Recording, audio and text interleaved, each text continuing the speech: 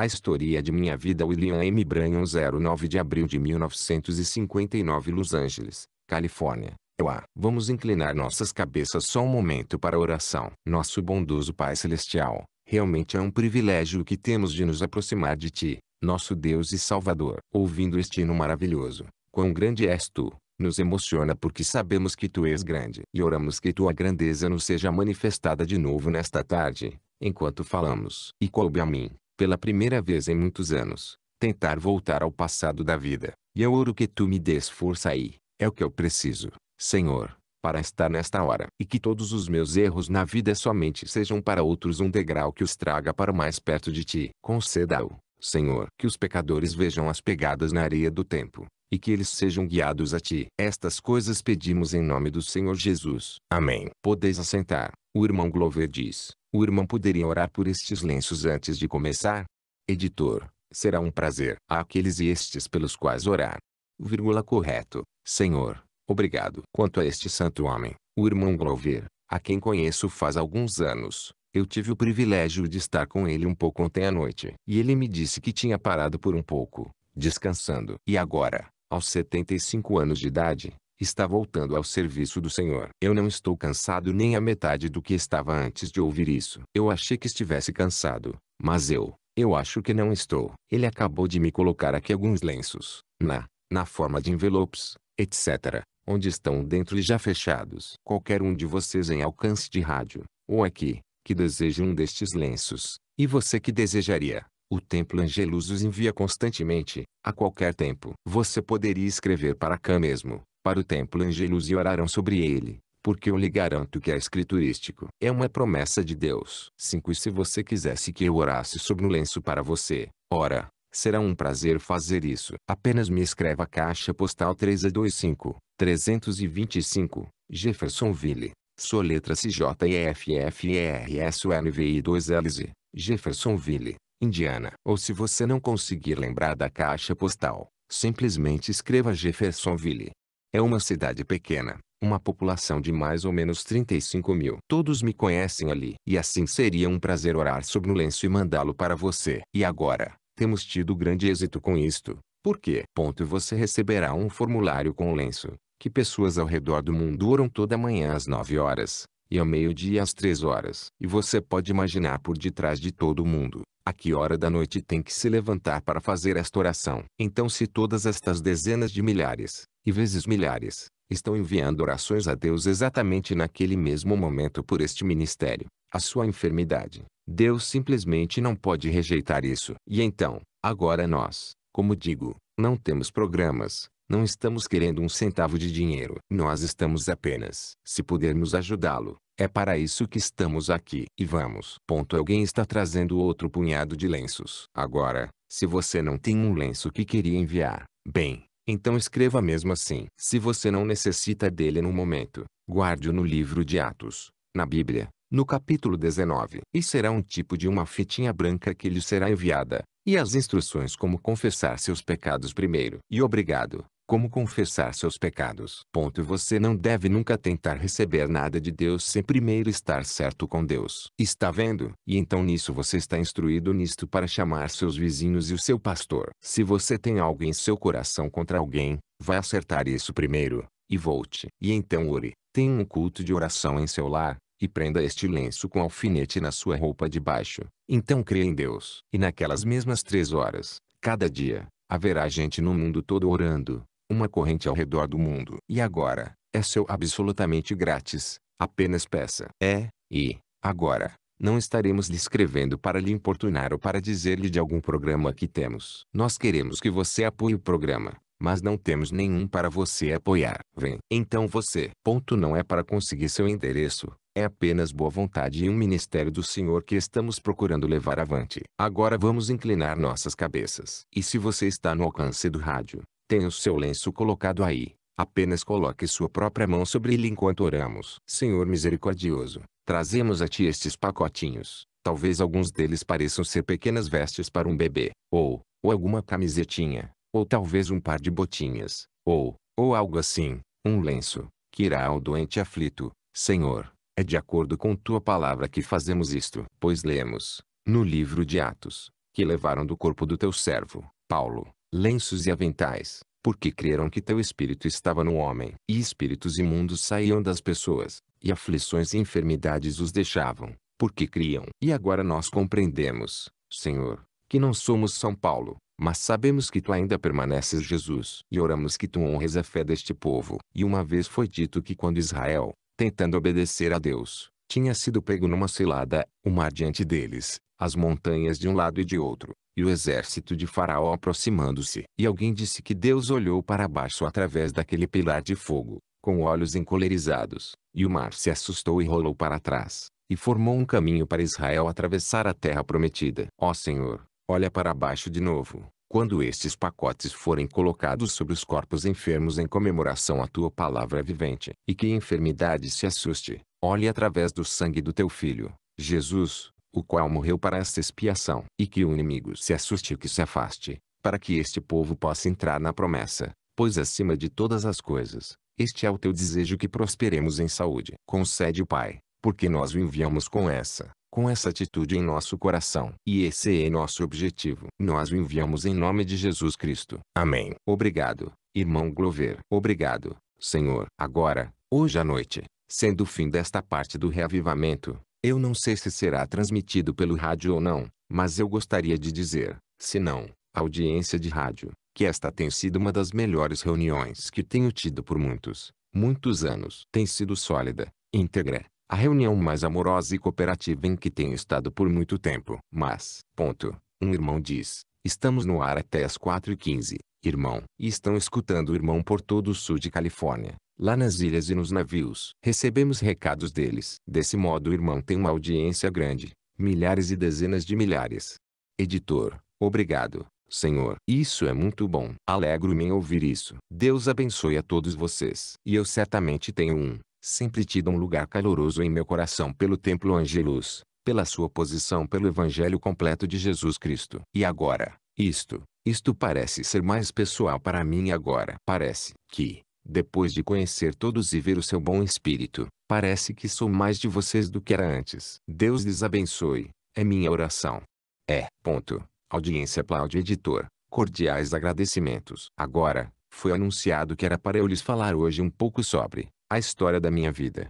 Isso é uma coisa difícil para mim. Por muitos anos esta é a primeira vez que tenho tentado trazer isto. E não teria tempo de entrar em detalhes, mas apenas parte dela. E aqui tenho cometido muitos erros, feito muitas coisas que estavam erradas. E eu desejarei que vocês no alcance do rádio e vocês que estão presentes, que vocês não tomem meus erros para serem pedras de tropeço, mas degraus para lhes trazer para mais perto do Senhor Jesus. Então, esta noite, os cartões de oração vão ser distribuídos para o culto de curas hoje à noite. Agora, quando falamos de culto de cura, não quer dizer que vamos curar alguém. Vamos orar por alguém. Deus é quem cura. Ele tem sido muito misericordioso comigo, por responder orações. E eu estava falando com o diretor de um evangelista famoso, aqui há algum tempo. E foi perguntado por que este evangelista não orava pelos enfermos. E o evangelista respondeu ao diretor das minhas reuniões, disse, este evangelista crê em cura divina. Mas se ele começasse a orar pelos enfermos, isto interromperia o trabalho dele porque ele é patrocinado por igrejas. Muitas igrejas e muitos deles não creem em cura divina. De modo que tenho honra e respeito pelo evangelista porque ele está aguardando o lugar dele, seu posto de dever. Ele poderia talvez. Eu nunca poderia tomar o lugar dele. E duvido que ele pudesse tomar o meu lugar. Todos nós temos um lugar no reino de Deus. Todos nós estamos juntos, reunidos, diferentes dons, mas o mesmo Espírito. Quero dizer, diferentes manifestações, porém o mesmo Espírito. E agora, esta noite o culto começará. Creio que disseram que o culto musical começa às 6h30. E agora, se você estiver no alcance do rádio, venha para escutá-lo. Será bonito. Sempre é. E então desejo dizer que os cartões de oração serão distribuídos imediatamente depois deste culto, logo que este culto for encerrado. Se você estiver aqui e quiser um cartão de oração, eu fui instruído lá dentro há alguns momentos atrás, meu filho, ou o Senhor Mercier, ou o Senhor Guarde, eles estarão entregando cartões de oração. Apenas permaneça em seu assento. Logo que o culto for encerrado, apenas permaneça em seu assento para que os moços possam passar pela fila e entregar os cartões de oração o mais rápido possível. Isso será na galeria ou embaixo, onde quer que seja, no andar de baixo ou onde quer que você esteja, simplesmente permaneça em seu assento e os moços saberão que você está aqui por um cartão de oração. E então hoje à noite estaremos orando pelos enfermos. E se o Senhor não mudar meus pensamentos, quero pregar sobre o assunto, hoje à noite, se nos mostrares o Pai, isso nos bastará. Agora desejo ler para o texto desta tarde, para começar a história da minha vida, se encontra no livro de Hebreus, no capítulo 13. E vamos começar aqui mais ou menos.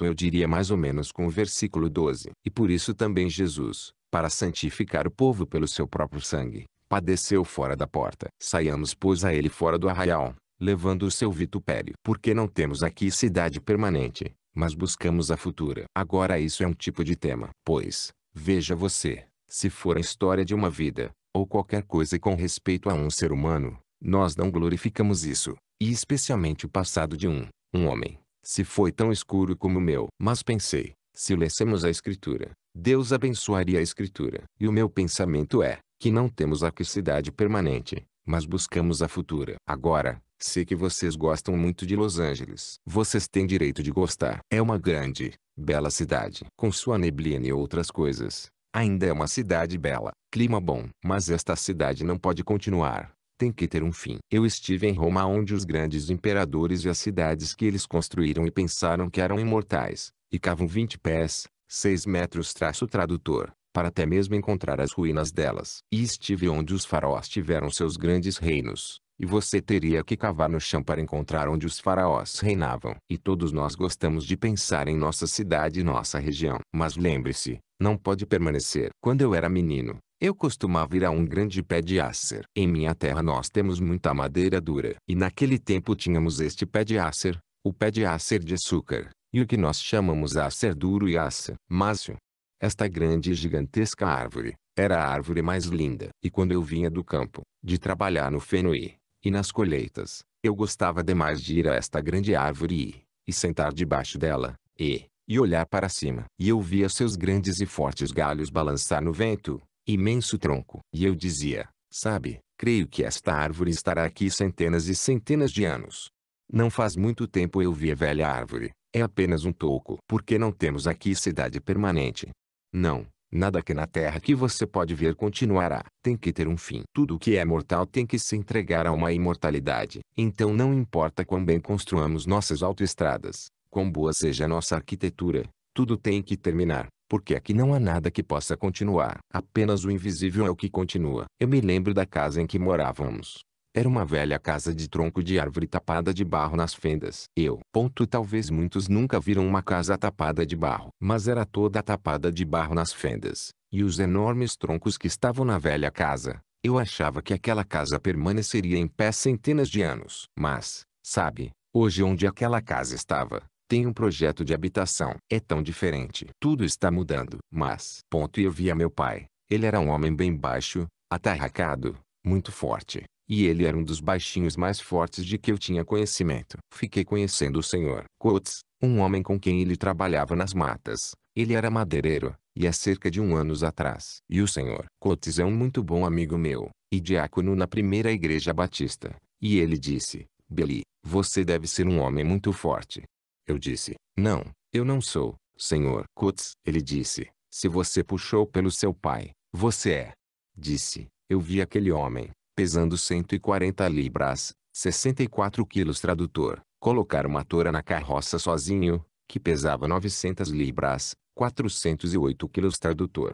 Ele sabia como fazer aquilo. Ele era forte. Eu vi entrar para se lavar e se aprontar para o jantar, quando minha mãe o chamava. E nós tínhamos uma velha macieira no jardim da frente, e então havia 3 ou 4 pequenas junto à parte de trás. E bem na árvore do meio, havia um velho espelho que estava quebrado. Um espelho grande, e estava pregado no lado da árvore com alguns pregos entortados, mais ou menos o que alguns de vocês carpinteiros, que estão escutando, chamariam de cabide de pendurar casaco.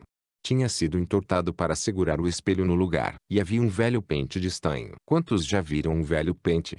Antigo pente de estanho. Eu posso até vê-lo. E então havia uma pequena tábua de lavar roupa, uma tábua pequena com uma perna inclinada debaixo dela, pregada contra a árvore. Uma pequena, velha bomba feita com metade de enxofre lá, da qual bombeávamos água, E nós nos lavávamos naquela velha árvore. E mamãe tomava sacos de farinha e fazia toalhas. Alguém já usou uma toalha de saco de farinha? Ora, tenho certeza que me sinto em casa agora. E aquelas grandes, velhas toalhas ásperas. E quando ela dava banho em nós, crianças, ela, parecia que ela estava arrancando a pele cada vez que ela nos esfregava. E eu me lembro daquele velho saco de farinha. E ela puxava alguns dos fios e fazia franjas pequenas, para decorá-lo um pouco. Quantos já dormiram numa cama de palha? Pois eu vou lhe dizer. Quantos sabem o que era um travesseiro de palha? Colocar.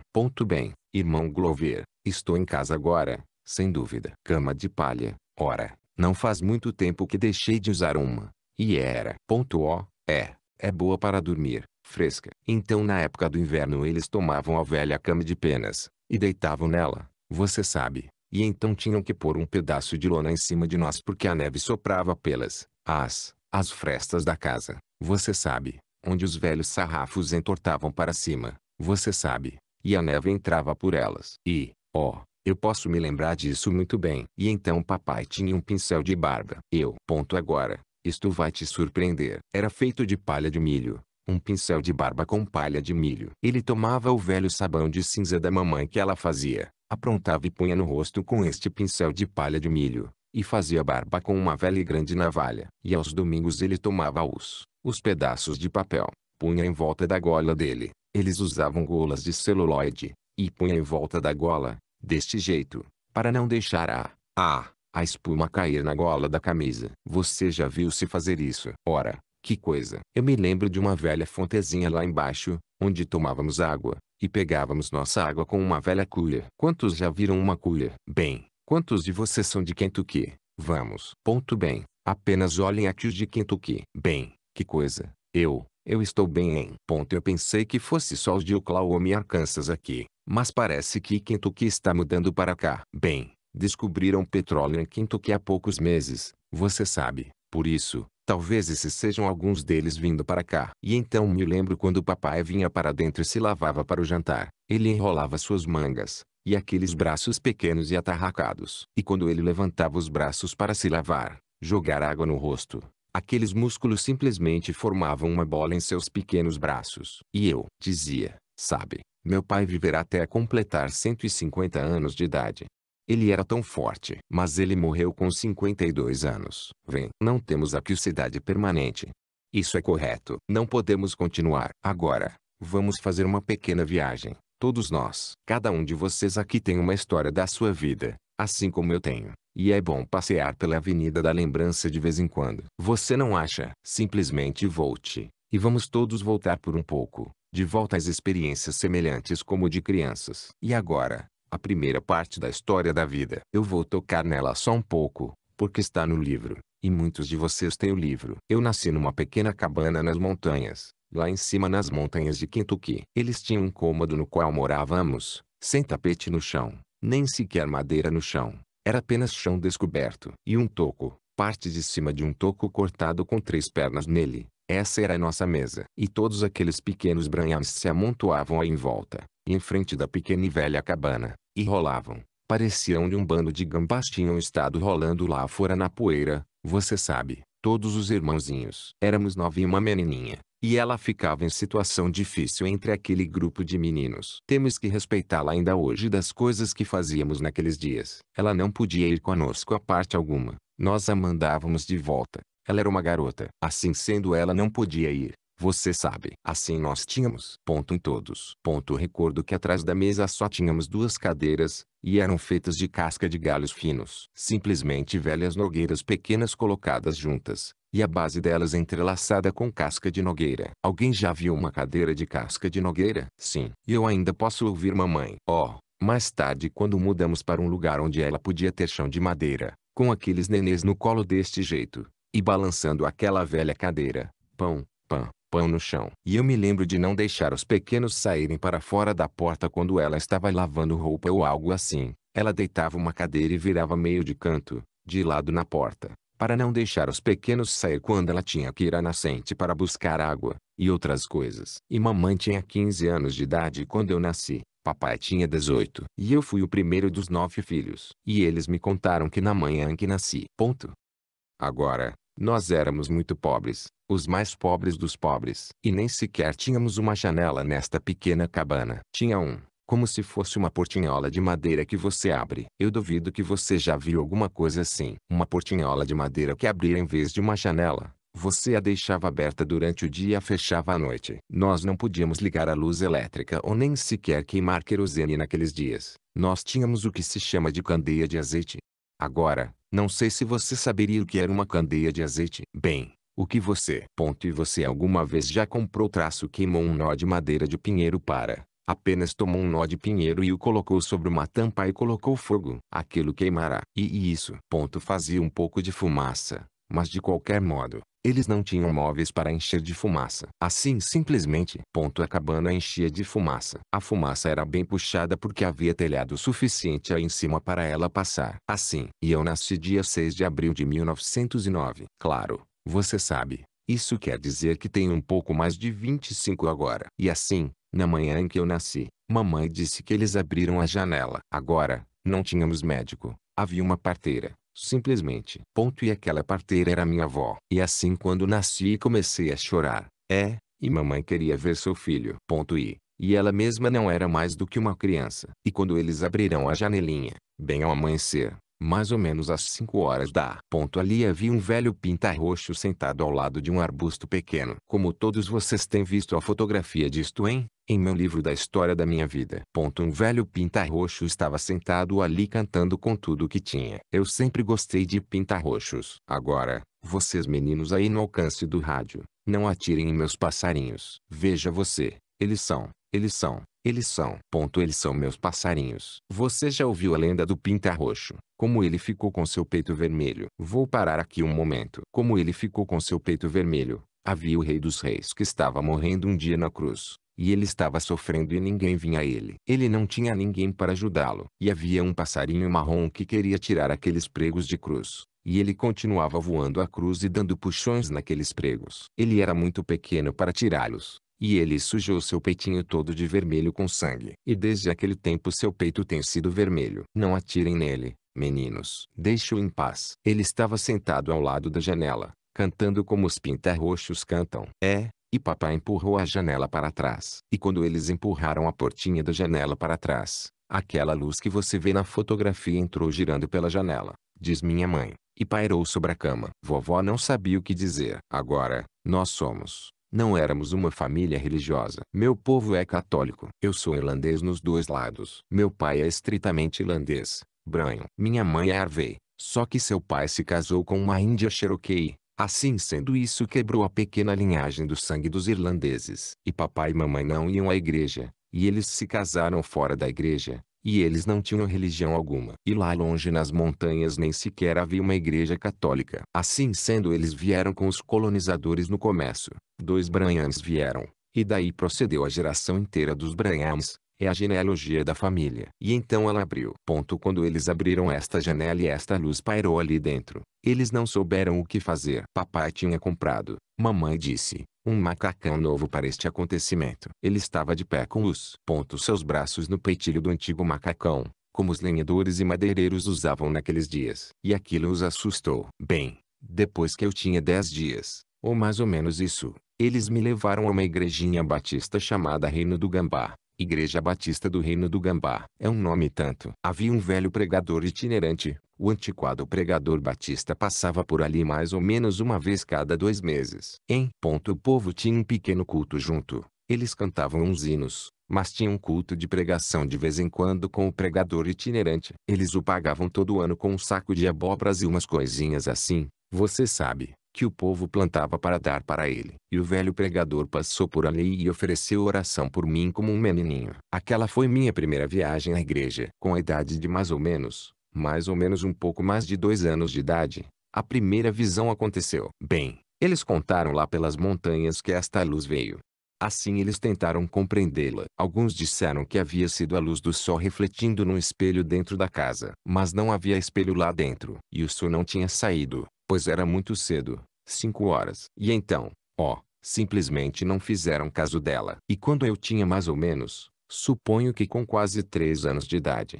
Agora, eu tenho que ser honesto. Há coisas aqui que não gosto de dizer, Eu gostaria de ignorá-las e não ter que dizê-las. Mas mesmo assim, para dizer a verdade, você tem que dizer a verdade se for a seu respeito ou de sua gente. Seja honesto quanto a isso. E então é sempre a mesma coisa. Meu pai estava longe de ser uma pessoa religiosa. Ele era moço típico das montanhas que bebia constantemente, todo o tempo. E ele tinha entrado em apuros numa briga, e 2 ou 3 homens quase se mataram enquanto brigavam, atirando e cortando um ao outro com facas, em algum tipo de festa lá em cima nas montanhas. E papai tinha sido um dos cabeças desta briga, porque havia um amigo dele que tinha se machucado, e tinha batido em alguém com uma cadeira, e tinha.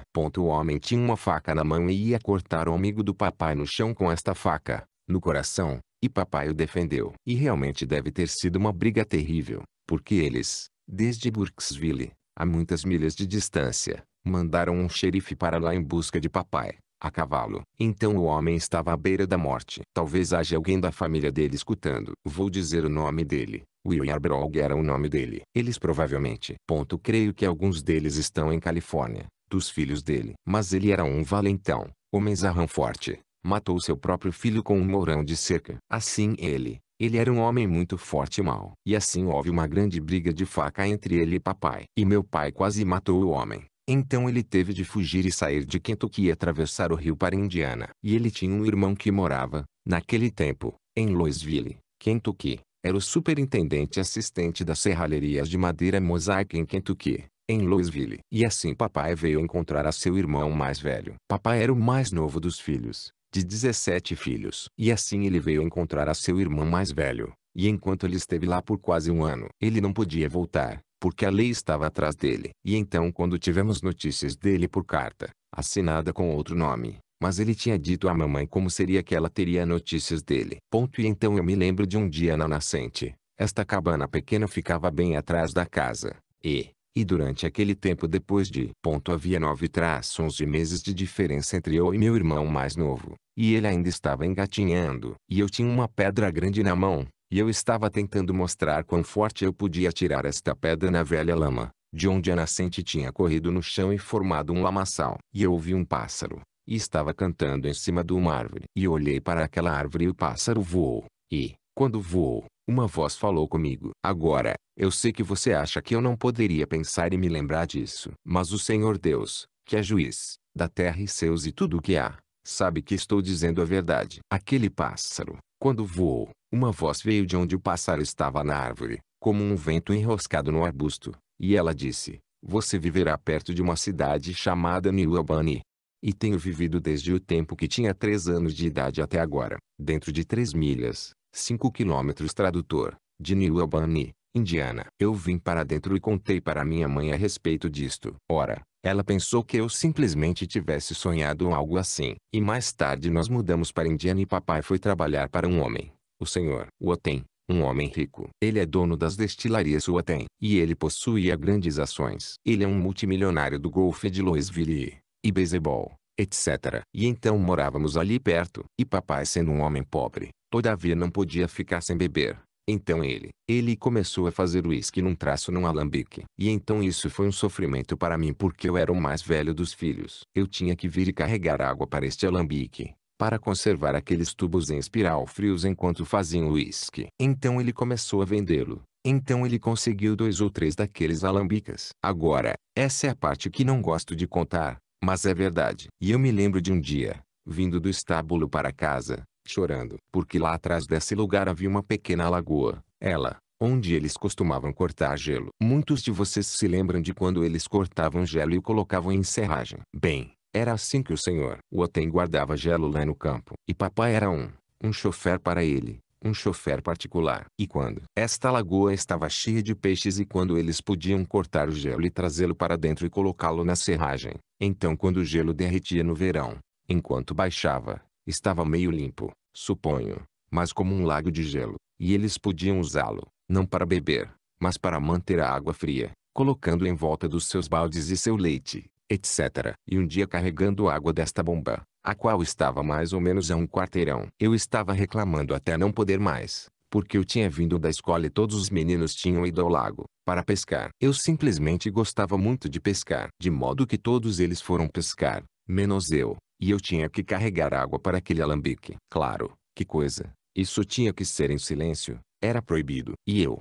Era um sofrimento. Eu me lembro de vir por ali com um dedo do pé machucado de tropeçar. E tinha um sabugo amarrado debaixo do meu dedo para conservá-lo fora do pó. Você já fez isso? Apenas põe um sabugo debaixo do seu dedo deste jeito e amarre um cordão em volta dele. Isto segura o seu dedo bem para cima, quase como a cabeça de uma tartaruga. Você sabe, esticada para cima. Você podia seguir meu rastro por toda a parte que eu ia, com este sabugo debaixo do meu dedo, onde eu tropeçava. Você sabe. Eu não tinha sapatos para usar. Então nunca usávamos sapatos. Às vezes até a metade do inverno. Se usávamos, nós. Era só o que podíamos conseguir. O que alguém dava para nós. E roupas que alguém, caridosamente dava para nós. E eu parei debaixo desta árvore. E estava sentado ali só reclamando. Foi em setembro. Porque queria ir pescar. Eu tinha que carregar vários barris de água com pequenos baldes de melado. Mais ou menos desta altura. Meio galão. Mais ou menos 2 litros tradutor. Porque eu era apenas um menino com cerca de 7 anos de idade. E os despejava num barril grande e então voltava e pegava outros 2 baldes e voltava, bombeando água. Essa era a água que tínhamos. E eles iam fazer uma porção de uísque de milho naquela noite. Estes homens com papai, lá em cima perto da casa. E eu estava chorando. E subitamente ouvi algo fazendo um barulho como um redemoinho, algo assim. Agora espero que não seja muito alto. Fazendo, vum, vum, um barulho assim. Ora, tudo estava muito quieto, e olhei ao redor. E você sabe de uma coisa, um pequeno redemoinho, creio que vocês o chamam de um pequeno ciclone. No outono do ano eles se levantam pelos campos de milho, você sabe, as folhas, etc. No outono ali, as folhas estão começando a mudar de cor. E eu estava debaixo de um grande pé de chopo branco. Ficava mais ou menos na metade do caminho entre o estábulo e a casa. E ouvi aquele barulho. E olhei ao redor. Tudo estava tão quieto como neste salão. Nenhuma folha soprando em parte alguma. Ou nada. E pensei, de onde está vindo esse barulho? Bem, pensei, deve estar longe daqui. Simplesmente um menino.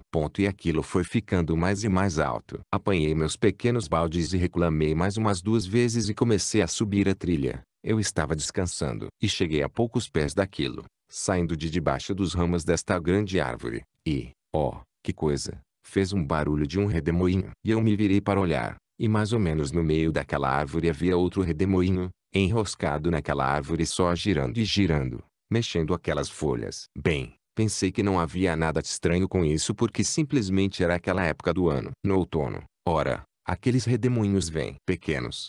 Nós os chamamos de redemoinhos. E eles levantam poeira. Você já os viu no deserto desse jeito? A mesma coisa. Então eu observei, mas não foi embora. Normalmente é só um sopro por um momento, então vai embora. Mas já estava lá dentro por 2 minutos ou mais. Bem, eu comecei a subir na trilha de novo. E eu me virei para dar uma olhada nisto outra vez. E quando girava, uma voz humana tão audível como a minha, disse, nunca beba, fume, ou corrompa seu corpo de maneira alguma. Haverá uma obra para você fazer quando você ficar mais velho. Ora, isto quase me matou de susto. Você pode imaginar como um menino se sentiu. Larguei aqueles baldes, e fui para casa o mais rápido que podia, berrando. E havia cobras venenosas naquela região, serpentes, e elas são muito venenosas. Mamãe pensou que, vindo ao lado da horta eu talvez tivesse pisado numa cobra, e correu ao meu encontro. E eu pulei nos braços dela, gritando, abraçando-a e beijando-a. E ela disse, o que você tem? Você foi mordido por cobra. Ela me olhou de cima embaixo. Eu disse, não, mamãe. Há um homem naquela árvore lá embaixo. E ela disse, oh, Billy, Billy, que é isso? E ela disse, você parou e deu uma dormida? Eu disse, não, senhora. Há um homem naquela árvore, e ele me disse que não bebesse e não fumasse, bebesse uísque e coisas assim. E eu estava carregando água em um alambique de álcool clandestino, naquela mesma hora. E ele disse, nunca beba nem corrompa seu corpo de modo algum. Isso é imoral, você sabe, e meu filho. Moços com mulheres. E que eu saiba, nenhuma vez fui culpado de tal coisa. O Senhor me ajudou nessas coisas, e à medida que eu continuar você vai descobrir. Assim então, não beba ou fume, nem corrompa seu corpo, porque haverá uma obra para você fazer quando você tiver mais idade. Bem, eu disse isso à mamãe, e ela apenas riu de mim. E eu simplesmente estava histérico. Ela chamou o médico, e o médico disse, bem, ele só está nervoso. Isso é tudo.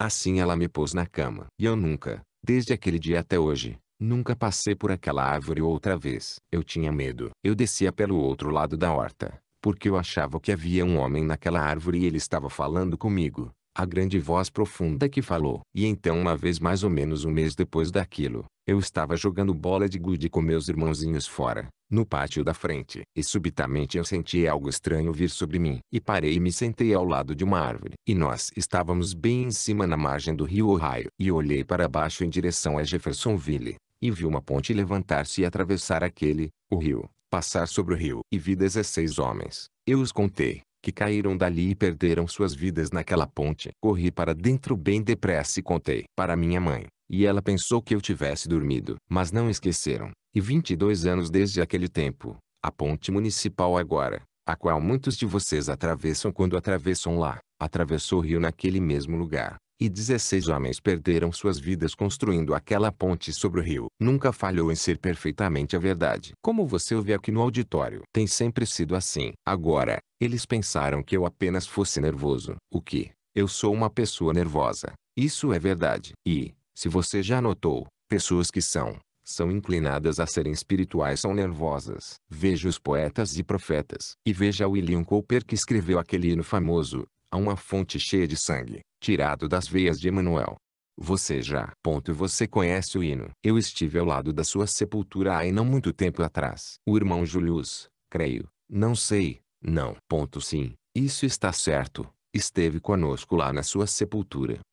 E ali, depois que ele escreveu aquele hino, a inspiração o deixou. Ele tentou achar o rio para suicidar-se. Veja, o espírito tinha saído dele. E pessoas como poetas e autores ou não, quero dizer profetas. Veja Elias. Quando ele estava na montanha ele chamou o fogo do céu e chamou chuva do céu. Então quando o espírito saiu dele, ele fugiu por causa de uma ameaça de uma mulher. E Deus o encontrou escondido numa caverna, 40 dias mais tarde. Veja Jonas, com bastante inspiração quando o Senhor o tinha ungido para pregar lá em Nínive, ao ponto de uma cidade do tamanho de Saint Louis se arrepender com saco. E então quando o espírito saiu dele, que aconteceu a ele? Nós o achamos em cima da montanha depois que o espírito saiu dele, orando a Deus para tomar sua vida. E, veja você, é inspiração. E quando estas coisas acontecem, isso mexe com você. Então me lembro de crescer. Cheguei a ser um jovem. Vou me apressar para terminar dentro de pouco. Quando cheguei a ser um moço, tinha ideias como todos os jovens. Indo para a escola, encontrava com aquelas mocinhas. Você sabe, eu era muito tímido. Você sabe. E eu finalmente consegui uma namoradinha. E como todos os mocinhos, de mais ou menos 15 anos de idade, creio.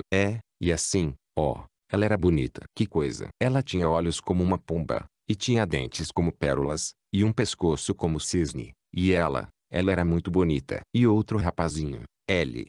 Nós éramos colegas. Assim ele conseguiu o velho Ford Modelo T do seu pai. E nós tínhamos um encontro marcado com nossas garotas. Íamos levá-las para passear. Compramos bastante, mais ou menos 2 galões, mais ou menos 8 litros tradutor, de gasolina. Tínhamos que levantar a roda de trás para dar partida com uma manivela. Não sei se você se lembra disso ou não, você sabe, usar a manivela. Mas nós estávamos indo muito bem. E assim eu tinha umas moedas de 5 centavos no bolso, e nós paramos num lugarzinho e compramos.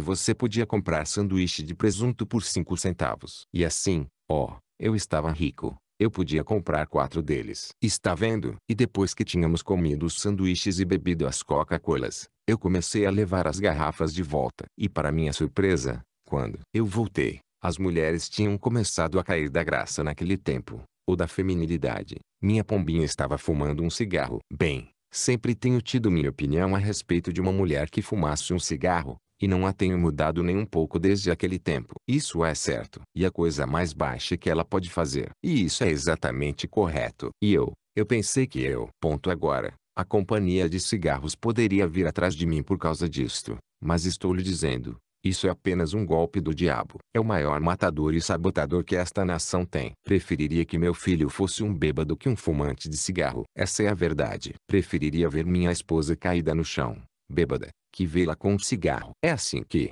agora, este Espírito de Deus que está comigo, se é o Espírito de Deus, como você poderia questionar? Você fumando cigarros tem uma chance escassa quando chegar lá, porque isso simplesmente, cada vez você observa isso na plataforma, Como ele condena isso? É uma coisa horrível. Mantenha-se longe disso. Senhoras, se vocês são culpadas disso, por favor, no nome de Cristo, afastem-se disso. Isso lhe arruína. Isso lhe matará. Isso. É um vagão cheio de câncer. Os médicos tentam te advertir. E então como podem eles te vender esse traste? Se você fosse à farmácia e dissesse, comprar. Quero comprar 50 centavos de câncer. Ora, eles viriam e te trancariam. Mas quando você compra 50 centavos de cigarro você está comprando a mesma coisa. Os médicos assim o dizem. Oh, esta nação louca por dinheiro. É uma pena. É um assassino. Tem sido provado. Bem, quando vi aquela mocinha bonita agindo de maneira moderna, aquele cigarro na mão, aquilo foi como se tivesse me matado, porque eu realmente achava que eu a amava. E eu pensei, bem, agora, sou chamado um detestador de mulheres. Você sabe disso, porque sempre sou meio contra mulheres, mas não contra vocês, irmãs. Simplesmente sou contra o jeito que as mulheres modernas se portam. Isso é correto. Boas mulheres devem ser consideradas. Mas posso me lembrar de quando o alambique de meu pai estava funcionando lá em cima. Eu tinha que estar lá fora com água e outras coisas. Via moças que não tinham mais de 17, 18 anos de idade, lá em cima com homens da minha idade agora, bêbadas. E eles tinham que desembriagá-las e dar a elas café preto para irem para casa fazer o jantar para seus maridos. Oh, algo assim, eu disse. Este foi meu comentário então. Elas não valem uma boa bala limpa para matá-las. É isso mesmo. E eu odiava mulheres. Isso é correto. E só tenho que ter cuidado com cada movimento agora, para manter-me longe de ainda pensar a mesma coisa. Então, mas agora, uma boa mulher é uma joia na coroa de um homem. Ela deve ser honrada. Minha mãe é uma mulher. Minha esposa é. E elas são adoráveis. E tenho milhares de irmãs cristãs que respeito muito. Mas se elas puderem respeitar a forma que Deus as fez, uma maternidade e uma verdadeira rainha, isso está bem. Ela é uma das melhores coisas que Deus poderia dar para um homem. Foi uma esposa. Além da salvação, uma esposa é a melhor coisa se ela for uma boa esposa. Mas se não for, Salomão disse, uma boa mulher é uma joia na coroa de um homem. Mas uma ruim ou uma que não é boa é água no sangue dele. E isso é correto. É a pior coisa que poderia acontecer. Assim uma boa mulher. Se você tiver uma boa esposa, irmão, você deve respeitá-la com a mais alta consideração. Isso é correto. Você deve fazer isso. Uma verdadeira mulher. E, filhos, se vocês tiverem uma verdadeira mãe que fica em casa e procura cuidar de vocês, mantendo sua roupa limpa, mandando vocês à escola, ensinando vocês sobre Jesus, vocês devem honrar essa dócil mãe com tudo que estiver em vocês. Vocês devem respeitar essa mulher. Sim, senhor, porque ela é uma verdadeira mãe. Eles falam do analfabetismo nas montanhas de Kentucky. Você vê isso nesta coisa de história em quadrinhos. Algumas daquelas velhas mães lá poderiam vir cá a Hollywood e ensinar vocês, mães modernas, como criar seus filhos. Deixe a filha dela entrar uma noite com seu cabelo todo desarrumado, e lábios, batom, como se chama aquela maquiagem que elas põem na sua face, e seu vestido todo amassado de lado, e tivesse estado fora a noite toda, bêbada, irmão, ela tiraria um daqueles galhos daquela parte de cima daquela nogueira e ela nunca mais sairia. Estou lhe dizendo, ela. E se você tivesse um pouco mais disso, você teria uma Hollywood melhor aqui, e uma nação melhor. É isso mesmo. É verdade. Simplesmente tente ser moderno. Isso é um dos artifícios do diabo. Agora, aquela mocinha, quando olhei para ela, meu coração simplesmente sangrou. Eu pensei, coitadinha. E ela disse, ah, você quer um cigarro, Billy? Eu disse, não, senhorita. Eu disse, não fumo. Ela disse, agora, você disse que não dançava. Elas queriam ir a um baile e eu não quis. Então elas disseram que havia um baile lá, o que chamavam de Sycamore Garden. E eu disse, não, eu não danço. Ela disse, agora, você não dança, você não fuma, não bebe. Como você se diverte? Eu disse, bem, eu gosto de pescar, e gosto de caçar. Isso não lhe interessou. Então ela disse, tome este cigarro. E eu disse, não, senhorita, obrigado. Eu não fumo. E eu estava em pé no paralama. Tinha uma beira nos velhos Fords, você lembra? E eu estava em pé naquele paralama, sentados no assento de trás, ela e eu. E ela disse, você quer me dizer que não quer fumar um cigarro? Disse, e nós moças temos mais coragem do que vocês. E eu disse, não, senhorita, creio que não quero fazer isso. Ela disse, ora, seu grande marica. Oh, que coisa. Eu queria ser o grande Malbio, assim eu, Eu com certeza não tinha nada de marica. Eu queria ser um boxeador. Essa era a minha ideia da vida. De modo que eu disse, marica, marica. Eu não podia aguentar aquilo. Por isso eu disse, me dê isso. Estendi minha mão, eu disse, mostrarei para ela se sou marica ou não. Tirei aquele cigarro e comecei a riscar o fósforo. Agora, sei que você. Agora, não sou responsável pelo que você pensa. Sou responsável apenas por dizer a verdade. Quando comecei a acender aquele cigarro, tão determinado a fumar como estou a pegar esta Bíblia, ouvi algo fazendo, vum. Tentei de novo. Não conseguia colocá-lo em minha boca. E comecei a chorar. Joguei a coisa no chão. Começaram a rir de mim. E eu voltei andando para casa. Atravessei o campo. Sentei lá fora, chorando. E era uma vida terrível. 98. Eu me lembro que um dia papai estava descendo até o rio com os rapazes. Meu irmão e eu, nós tínhamos que levar um barco e subir e descer o rio, procurando garrafas para pôr uísque. Recebíamos 5 centavos por dúzia delas, por pegá-las ao longo do rio. E papai estava comigo, e ele tinha uma destas achatadinhas. Creio que eram garrafas de meia onça. 237 mililitros tradutor. E havia uma árvore que tinha sido derrubada pelo vento. E papai. E este homem estava com ele, o senhor Dornbush. Eu tinha seu. Ele tinha um barco bonito. E eu queria agradá-lo porque eu queria usar aquele barco. Tinha um leme bom e o meu não tinha leme nenhum. Nós só tínhamos tábuas velhas para remar. E se ele deixasse eu usar aquele barco, então ele trabalhava com soldo e fazia os alambiques para o papai. Assim ele, eles colocaram a perna para cima sobre aquela árvore. E papai colocou a mão no bolso de trás e tirou uma garrafinha achatada de uísque. Passou para ele e ele bebeu. Passou de volta para o papai e ele bebeu. E ele a colocou num galinho ao lado da árvore, que saía de lado. E o senhor Dornbush pegou, disse, aqui está, Billy. Eu disse, obrigado, não bebo. Ele disse, um branho, e não bebe? Todos quase morreram de rir. E ele disse, um branho, e não bebe? Eu disse, não, senhor. Não, papai disse, eu criei um marica. Meu pai me chamando de marica, eu disse, me passa essa garrafa.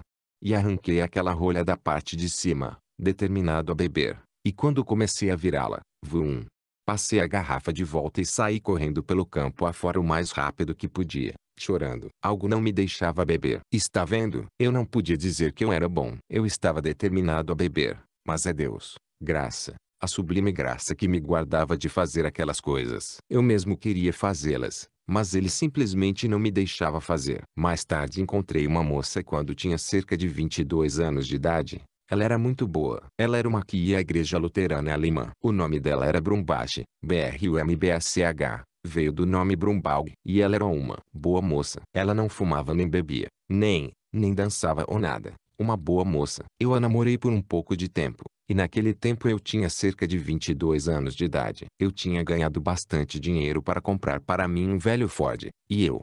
Nós saímos juntos para namorar. E assim, naquele tempo, não havia nenhuma igreja luterana por perto. Eles tinham mudado ali de cima do Ar Park. E assim havia um ministro, aquele que me ordenou na igreja batista missionária, o Dr. Roy Davis. A irmã Upsal. Mesmo que mandou o irmão Upsal a mim, ou falou com ele sobre mim, o Dr. Roy Davis.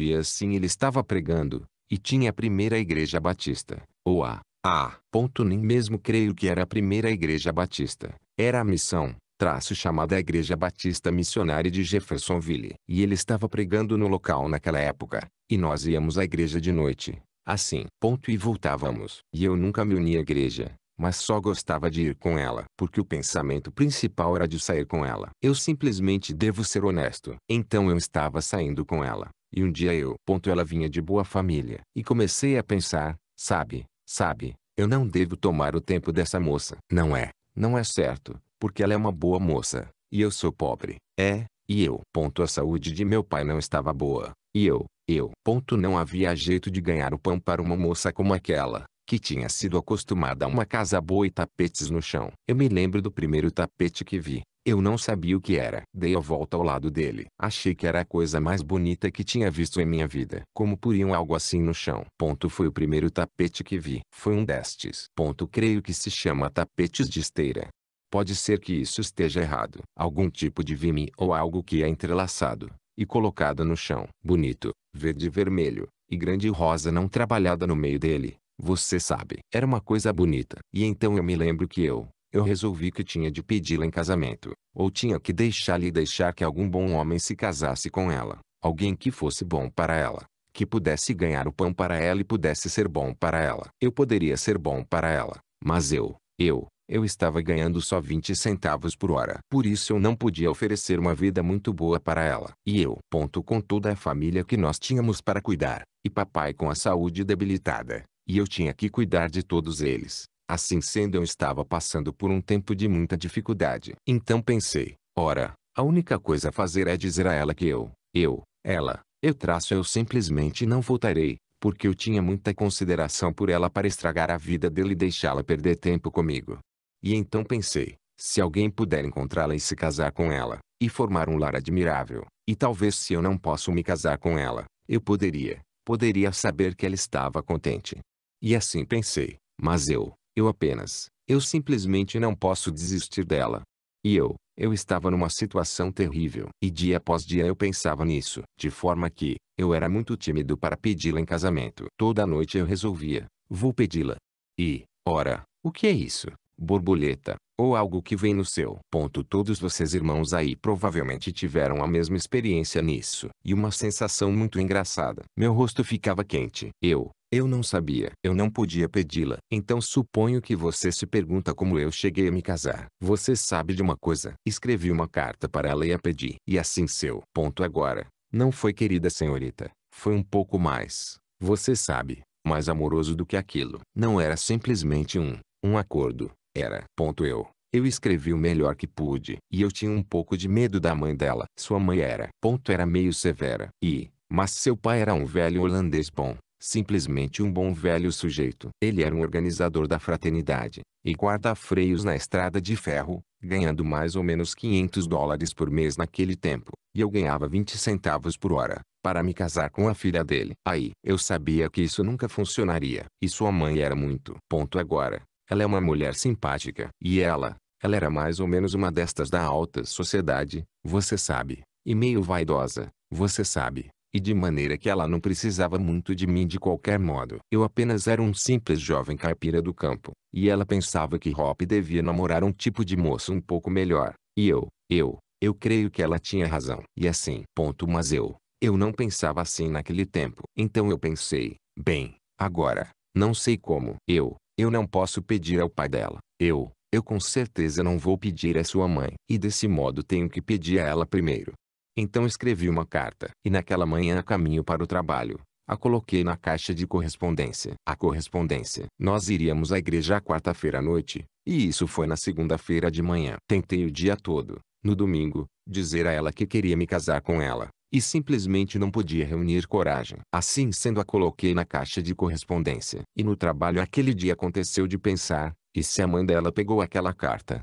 Oh, que coisa! Então sabia que estava arruinado se ela pegasse, porque ela não se importava muito comigo. Bem, eu estava suando frio. E naquela quarta-feira à noite quando vim, oh, que coisa, pensei, como vou chegar lá? Se a mãe dela pegou aquela carta, ela me tratará duro, por isso espero que ela tenha recebido. Eu havia endereçado para Hop. Esse era o seu nome, Hop. Assim eu disse, eu só escreverei aqui, para Hop. E assim. E achei que talvez ela não tivesse pego a carta. Desse modo eu sabia que não devia parar lá fora e buzinar para ela vir. Oh, que coisa! E qualquer moço que não tenha coragem suficiente de chegar até a casa e bater na porta e perguntar pela moça, não tem nada que sair com ela. De modo algum. Isso é exatamente certo. Que tolice. Que atitude barata. E assim parei meu velho Ford. Você sabe. E tinha dado brilho nele. E desse modo fui e bati na porta. Misericórdia. A mãe dela veio à porta. Quase não consegui respirar. Eu disse, como vai, senhora Brambach? Ela disse, como vai, William? Eu pensei, William. E ela disse, você vai entrar? Eu disse, obrigado. Entrei. Eu disse, a Hop está quase pronta. E bem naquela hora que vem Hop dando pulinhos pela casa. Apenas uma garota de mais ou menos 16. E ela disse, oi, Billy. E eu disse, oi, Hop.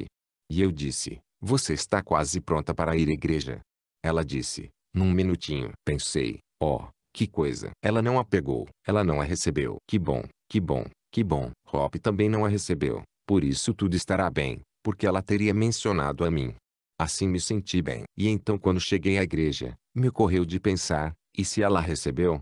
Vê, e não podia ouvir o que o Dr. Davis estava dizendo. Eu olhei do lado dela, e pensei, se talvez ela só está segurando para não falar, e vai me dizer umas verdades mesmo quando sair daqui por tê-la pedido. E não podia ouvir o que o irmão Davis estava dizendo. E eu olhava do lado dela, e pensava, que coisa. Detesto ter que deixá-la, mas, a demonstração dos fatos certamente virá. Então, após o culto começamos a descer a rua juntos, indo para casa, e assim fomos até o velho Ford. E de modo que o tempo todo a lua estava brilhando forte, você sabe, olhei de lado e ela era bonita. Rapaz, eu olhava para ela, eu pensava, que coisa. Como gostaria de ficar com ela, mas acho que não posso. E então andei um pouquinho mais, você sabe, e olhei para ela de novo. Eu disse, como você se sente hoje à noite? Ela disse, estou bem. E paramos o velho Ford e começamos a sair, você sabe, pelo lado, virar a esquina e ir para sua casa. E estava indo até a porta com ela. Eu pensei, sabe, ela provavelmente nem recebeu a carta, por isso é melhor esquecer. De qualquer modo eu terei outra semana de graça. Por isso comecei a me sentir bem. Ela disse, Billy? Eu disse, sim. Ela disse, recebi sua carta. Que coisa. Eu disse, você recebeu? Ela disse, sim. Bem, ela simplesmente continuou andando, não disse nenhuma palavra. Pensei, mulher, me diga alguma coisa. Mande-me embora ou me diga o que você acha disso. E eu disse, você a leu? Ela disse, sim. Que coisa. Você sabe como uma mulher pode manter você em suspense. Eu não quis dizer isso dessa maneira. Vem. Mas, de qualquer modo, você sabe, eu pensei, por que você não diz alguma coisa? Vê, e continuei em frente. Eu disse, você a leu toda? E ela, espaço em branco na fita editor, sim. Assim estávamos quase à porta, e pensei, que coisa. Não me leve até a varanda, porque talvez não possa correr mais do que eles, por isso me diga agora. E assim continuei esperando. E ela disse, Billy, eu gostaria muito de fazer isso. Ela disse, eu te amo. Deus abençoe a sua alma agora. Ela está na glória. Ela disse, eu te amo. Disse, eu acho que devemos dizer ao nosso pai, aos pais a esse respeito. Você não acha? E eu disse, querida, ouça, vamos começar isto fazendo uma proposta meio a meio. Eu disse, eu falarei com seu pai se você falar com sua mãe. Jogando a pior parte nas mãos dela, para começar. Ela disse, muito bem, se você falar com papai primeiro. Eu disse, está bem, falarei com ele no domingo à noite. E assim a noite de domingo veio. Eu a trouxe para casa, da igreja, e ela ficava olhando para mim. E eu olhei, e eram 9h30, era hora de eu ir. De modo que Charlie estava sentado à sua escrivaninha, datilografando. E a senhora Brumbache sentada no canto, fazendo um tipo de crochê. Você sabe, ou aqueles pequenos aros que você coloca em cima de coisas. Você sabe. Não sei como se chama aquilo. E então ela estava fazendo um pouco daquele tipo de coisa. E Hop ficava olhando para mim. E ela franzia a sobrancelha para mim. Você sabe, dando sinal em direção ao pai dela. E que coisa. Eu pensei, e se ele disser, não? Assim comecei a andar em direção à porta. Eu disse, bem, acho que é melhor eu ir. E fui até a porta. E ela começou a vir até a porta comigo. Ela sempre vinha até a porta para me dizer boa noite.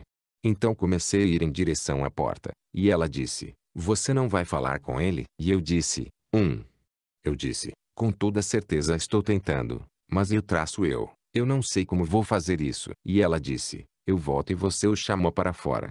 De maneira que ela voltou e me deixou em pé lá. E eu disse, Charlie. Ele se voltou e disse, sim, Bill. Eu disse, poderia conversar com o senhor só um minuto? Ele disse, claro. Ele se virou da sua escrivaninha. A senhora Brumbache olhou para ele, olhou para Hop, e olhou para mim. E eu disse, o senhor faria o favor de sair à varanda? E ele disse, sim, eu sairei. De modo que ele saiu para a varanda. Eu disse, com certeza é uma noite bonita, não é? E ele disse, sim, é. Eu disse, com certeza tem feito calor. Certamente que tem. Ele olhou para mim. Eu disse, tenho trabalhando tanto. Eu disse, sabe, até minhas mãos estão criando calos. Ele disse, pode se casar com ela, Bill. Oh, que coisa. Pode se casar com ela. 136 pensei, assim é melhor. Eu disse, O senhor realmente fala sério, Charlie? Ele disse. Eu disse, Charlie, olhe, sei que ela é sua filha, e o senhor tem dinheiro. E ele estendeu sua mão e me pegou pela mão. Ele disse, Bill, ouça, dinheiro não é tudo na vida humana. Ele disse. Eu disse, Charlie, eu só ganho 20 centavos por hora, mas eu a amo, e ela me ama. E eu lhe prometo, Charlie, que trabalharei até que estes traços calos se gastem das minhas mãos, para ganhar o pão para ela. Serei o mais fiel que posso para ela. Ele disse, acredito, Bill. Ele disse, ouça, Bill, quero lhe contar. Disse, sabe, felicidade, não se necessita completamente de dinheiro para ser feliz. Disse, apenas seja bom para ela. E sei que você será. Eu disse, obrigado, Charlie. Farei isso com certeza. Então foi a vez dela de dizer à mamãe. Não sei como ela se arranjou, mas nós nos casamos. Então, quando nos casamos, não tínhamos nada. Nada para montar a casa. Acho que tínhamos $2 ou $3. Então alugamos uma casa. Custava-nos $4 por mês. Era um lugar pequeno e velho de 2 cômodos. Alguém nos deu uma velha catre. Eu gostaria de saber se alguém já viu uma velha cama dobradiça. E nos deram isso. E fui até Sears and Books, nome de uma rede de lojas tradutor. E comprei uma mesinha com 4 cadeiras. E não era pintada, você sabe. E a compramos à prestação. Assim, então fui ao Sr. Weber, um negociante de ferro velho, e comprei um fogão. Paguei 75 centavos por ele, e $1 e qualquer coisa pelas bocas para ele. Começamos a tomar conta de casa. Eu me lembro de tomar e pintar um trevo nas cadeiras quando as pintei. E, éramos felizes. Entretanto, tínhamos um ao outro. Isso era tudo o que era necessário. E Deus, por sua misericórdia e bondade, éramos o casalzinho mais feliz que podia estar na terra. Descobri isto, que felicidade não consiste em quanto dos bens do mundo você possui, mas em quão satisfeito você está com a porção que coube a você. E após algum tempo, Deus desceu e abençoou nosso pequeno lar. Tivemos um menininho. O seu nome era Billy Paul. Ele está aqui no culto agora mesmo. E um pouco depois daquele tempo, mais ou menos 11 meses, ele nos abençoou de novo com uma menininha chamada Sharon Rose, tirado da palavra rosa de Saron. E eu me lembro que um dia eu tinha economizado meu dinheiro e ia tirar umas feriazinhas, indo a um lugar, o Lago Paupau, para pescar. E no caminho de volta. E durante aquele tempo. Estou omitindo minha conversão. Fui convertido. E fui ordenado pelo Dr. Roy Davis, na Igreja Batista Missionária. E tinha me tornado um ministro e tinha o tabernáculo em que agora prego em Jeffersonville. E estava pastoreando a igrejinha. E eu, sem dinheiro, pastorei a igreja 17 anos e nunca peguei um centavo. E não queriam tomar. Nem sequer havia uma bandeja de ofertas nela. E os dízimos que tinha de trabalho, e outras coisas, tinha uma caixinha na parte de trás do prédio. Dizia, uma plaquinha nela, quanto fizeste a um destes pequeninos, a mim o fizeste. E então foi assim que a igreja foi paga. Tínhamos um empréstimo de 10 anos para pagá-la, e foi paga em menos de 2 anos. E eu nunca tirei uma oferta de qualquer tipo. E então eu tinha, alguns dólares economizados para minhas férias. Ela trabalhou, também, na fábrica de camisas Fine. Uma moça amável e adorável. E a sua sepultura provavelmente está coberta de neve hoje, mas ela ainda está em meu coração. E me lembro quando ela trabalhou tanto para me ajudar a ter dinheiro suficiente para ir até este lago para pescar. 148. E quando eu estava voltando do lago, comecei a ver, entrando em Missouri Salt Bend, Indiana, e comecei a notar carros que tinham letreiros. Na traseira, diziam, só a Jesus. E pensei, isso parece estranho, só a Jesus. E comecei a notar aqueles letreiros. E estava em toda parte, de bicicletas, Fords, Cadillacs, e tudo mais, só a Jesus. E acompanhei alguns deles, e vieram a uma grande igreja. E descobri que eles eram pentecostais. Eu tinha ouvido falar de pentecostais, mas eram um bando de santos roladores que deitavam no chão e punham espuma pela boca. Era tudo o que tinham me contado a respeito. Por isso eu não queria ter nada a ver com isso. Então eu os ouvi se comportando daquela forma ali, e pensei, creio que vou dar uma entradinha. Assim parei meu velho Ford e entrei, e cantavam como você nunca ouviu na sua vida. E descobri que havia 2 grandes igrejas, uma delas chamada PADJC, e a PADW. Pode ser que muitos de vocês se lembrem daquelas velhas organi.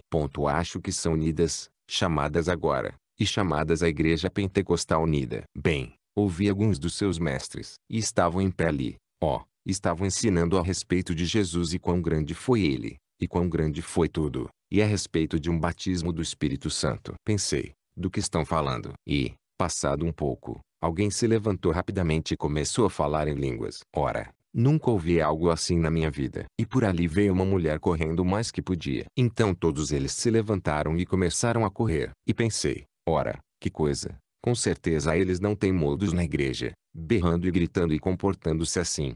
Eu pensei, que grupo é esse?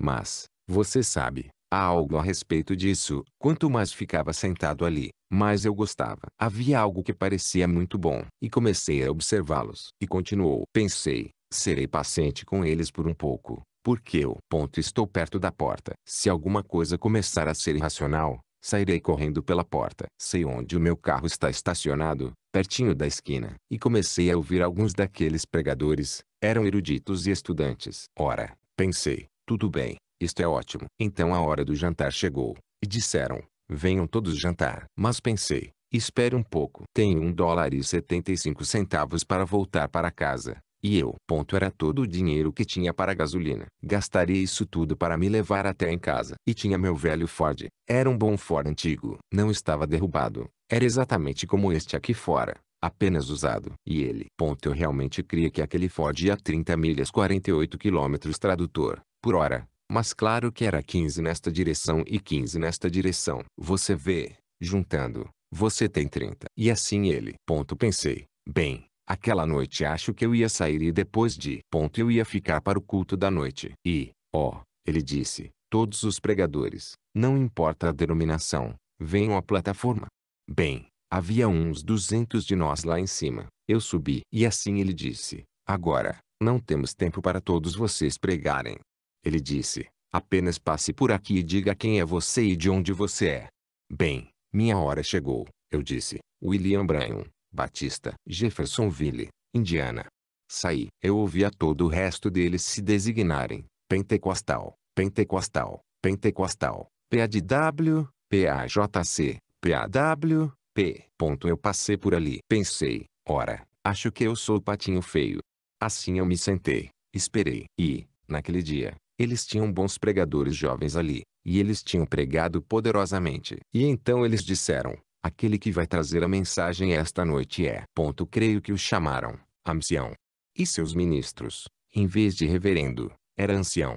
E trouxeram um homem velho de cor ali. E ele tinha um destes casacos antigos de pregador. Acho que você nunca viu um longa cauda de pombo na parte traseira, você sabe, com um gola de veludo. E ele tinha somente uma bordinha branca de cabelo em volta da cabeça. Coitado do velho, ele veio deste jeito. E ele ficou em pé lá e ele se virou. E onde todos os pregadores tinham pregado sobre Jesus e o grande. Quão grande ele era, e assim por diante. Aquele velho tomou seu tema de lá de Jó. Onde estavas tu, quando eu fundava a terra? Ou quando as estrelas da alva cantavam, e os filhos de Deus rejubilavam. E o pobre velho sujeito, eu pensei, por que não puseram alguns daqueles jovens lá em cima para pregar? Grande. O lugar estava lotado e apertado. E pensei, por que eles não fizeram isso? Assim então este velho, em vez de pregar o que estava acontecendo aqui na terra, ele começou a pregar o que estava acontecendo no céu todo o tempo. Ora, ele começou com ele no começo, no princípio do tempo, e o trouxe de volta na segunda vinda pelo arco-íris horizontal. Ora, eu nunca ouvi tal pregação em minha vida. Mais ou menos naquela hora o espírito atingiu. Ele pulou mais ou menos desta altura e bateu um calcanhar contra o outro. Jogou os ombros para trás e foi se dobrando pela plataforma. Disse, vocês não têm bastante espaço aqui em cima para eu pregar. E ele tinha mais espaço do que eu tenho aqui. Pensei, se isso faz um velho se comportar assim, o que faria se caísse sobre mim? Eu pensei, talvez eu precise um pouco disso. Ora, ele foi. Ali, eu tive tanta pena do velho. Mas, quando ele se foi, eu fiquei com pena a mim mesmo. E o olhei descer dali. Eu saí naquela noite, e pensei, agora, na manhã seguinte não vou deixar ninguém saber de onde, quem sou. Então eu fui, e naquela noite eu passei minhas calças. Tomei-o, fui ao campo de milho para dormir, e fui e comprei uns pãezinhos amanhecidos.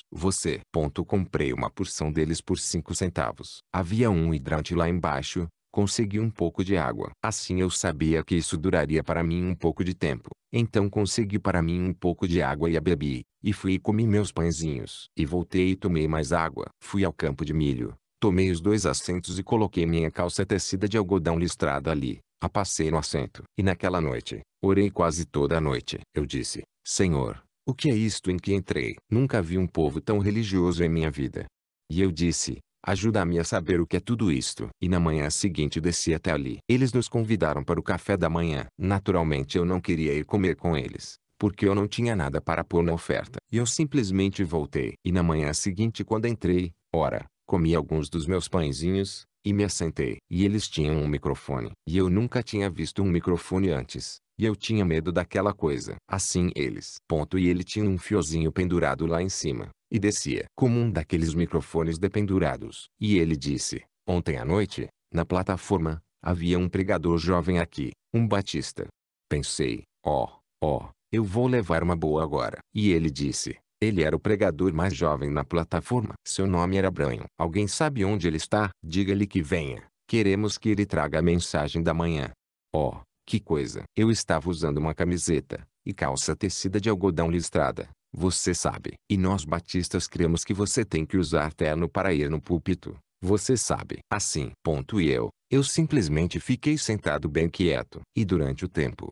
Eles já tiveram lá no norte naquele tempo, porque a convenção internacional deles, as pessoas de cor não poderiam ir se fosse no sul. Eles tinham os negros ali, e eu era do sul. Era formal ainda. Veja você, pensava que eu era um pouquinho melhor que os outros. E aconteceu que naquela manhã, assentado bem ao meu lado, estava um homem de cor. Então estava sentado e olhava para ele. Pensei: ora, ele é um irmão. E ele disse: alguém sabe onde William Branham está?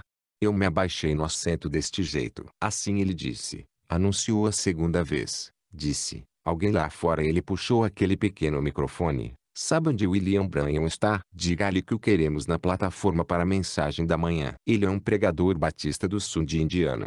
Simplesmente fiquei sentado bem quieto abaixado. Você sabe. Ninguém me conhecia. Afinal, aquele homem de cor olhou para mim e disse: o senhor sabe onde ele está? Bem, eu tinha que mentir ou fazer algo. Então eu disse: abaixe-se aqui. Ele disse: sim, senhor. Eu disse: quero dizer-lhe algo. Eu disse: eu sou ele. Ele disse: bem, suba lá. 171. E eu disse: não posso. Vê, eu disse: estou usando esta calça de algodão velhinha listrada e esta camisetinha. Eu disse: eu não poderia subir lá. Ele disse: esse povo não se importa como você se veste. Suba lá. Eu disse: não. Eu disse: fique quieto. Não diga nada agora. E eles voltaram ao fone num minuto. Disseram: alguém sabe onde William Branham está? Ele disse: aqui está, aqui está, aqui está. Que coisa. Ali eu subi usando aquela camisetinha. Você sabe. E aqui eu. Ele disse: suba, senhor Branham. Queremos que traga a mensagem. Que coisa. Na frente de todos aqueles pregadores. Todo aquele povo. E eu subi de mansinho. Você sabe. Meu rosto vermelho, e minhas orelhas queimando. E subi de mansinho. Calça de algodão listrada e camiseta. Pregador batista subindo ao microfone. Nunca tinha visto um antes. Vi você. E fiquei em pé lá em cima. Eu disse: bem, eu não sei não. Eu estava atrapalhado, muito nervoso. Você sabe. E cheguei em mais ou menos Lucas 16. E pensei: bem, agora. E eu comecei no assunto. E no Hades ele levantou os olhos, e chorou. E eu. Assim eu comecei a pregar, você sabe. E comecei a pregar e me senti um pouco melhor. E eu disse: o rico estava no Hades, e ele chorou.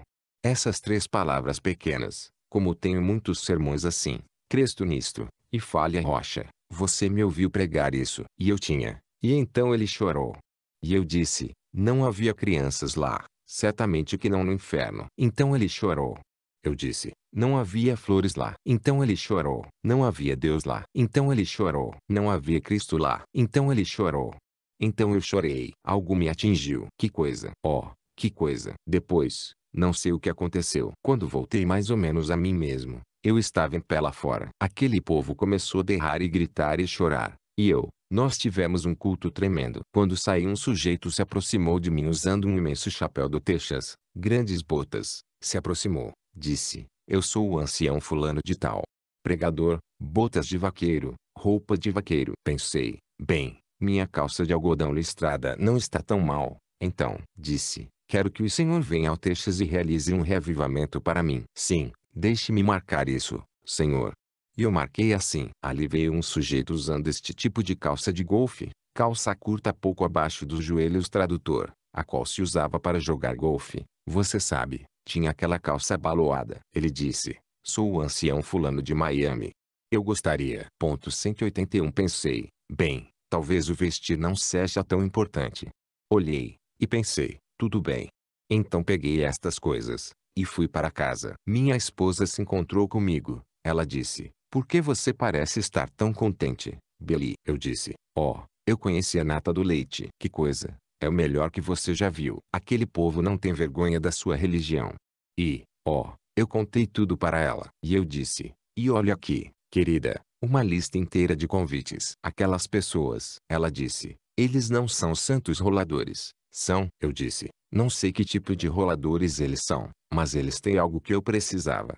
Vê, eu disse, essa é uma coisa de que estou certo.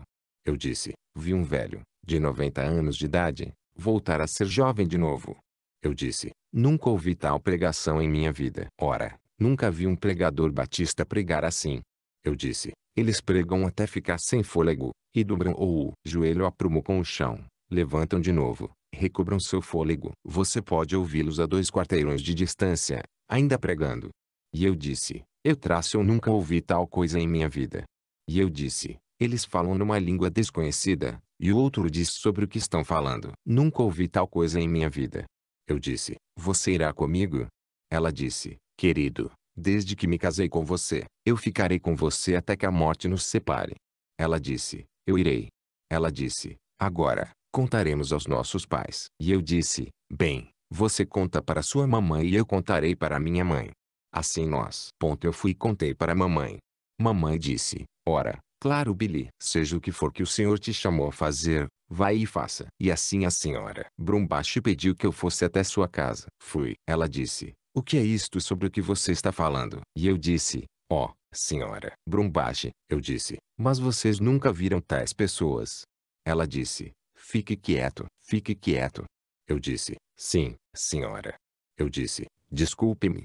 E ela disse, você sabe que aquilo é um bando de santos roladores? Eu disse, não, senhora, eu não sabia disso. Eu disse, eles sem dúvida são pessoas boas. Ela disse, que ideia. Você acha que levaria minha filha lá para o meio de uma coisa como aquela? Disse, ridículo. Isso não é nada senão lixo que as outras igrejas jogaram para fora. Ela disse, de fato, você não vai levar minha filha para fora desse jeito. E eu disse, mas, a senhora sabe, senhora Brumbash, no fundo de meu coração eu sinto que o senhor quer que eu vá com esse povo. 193 Ela disse, volte à sua igreja até que eles tenham meios de pagar uma casa pastoral para você, e porte-se como um homem que tem um pouco de bom senso. Disse, você não vai levar minha filha por aí. Eu disse, sim, senhora. Eu me virei e saí. E Hop começou a chorar. Ela saiu. Ela disse, Billy, indiferente ao que mamãe disse, eu ficarei com você.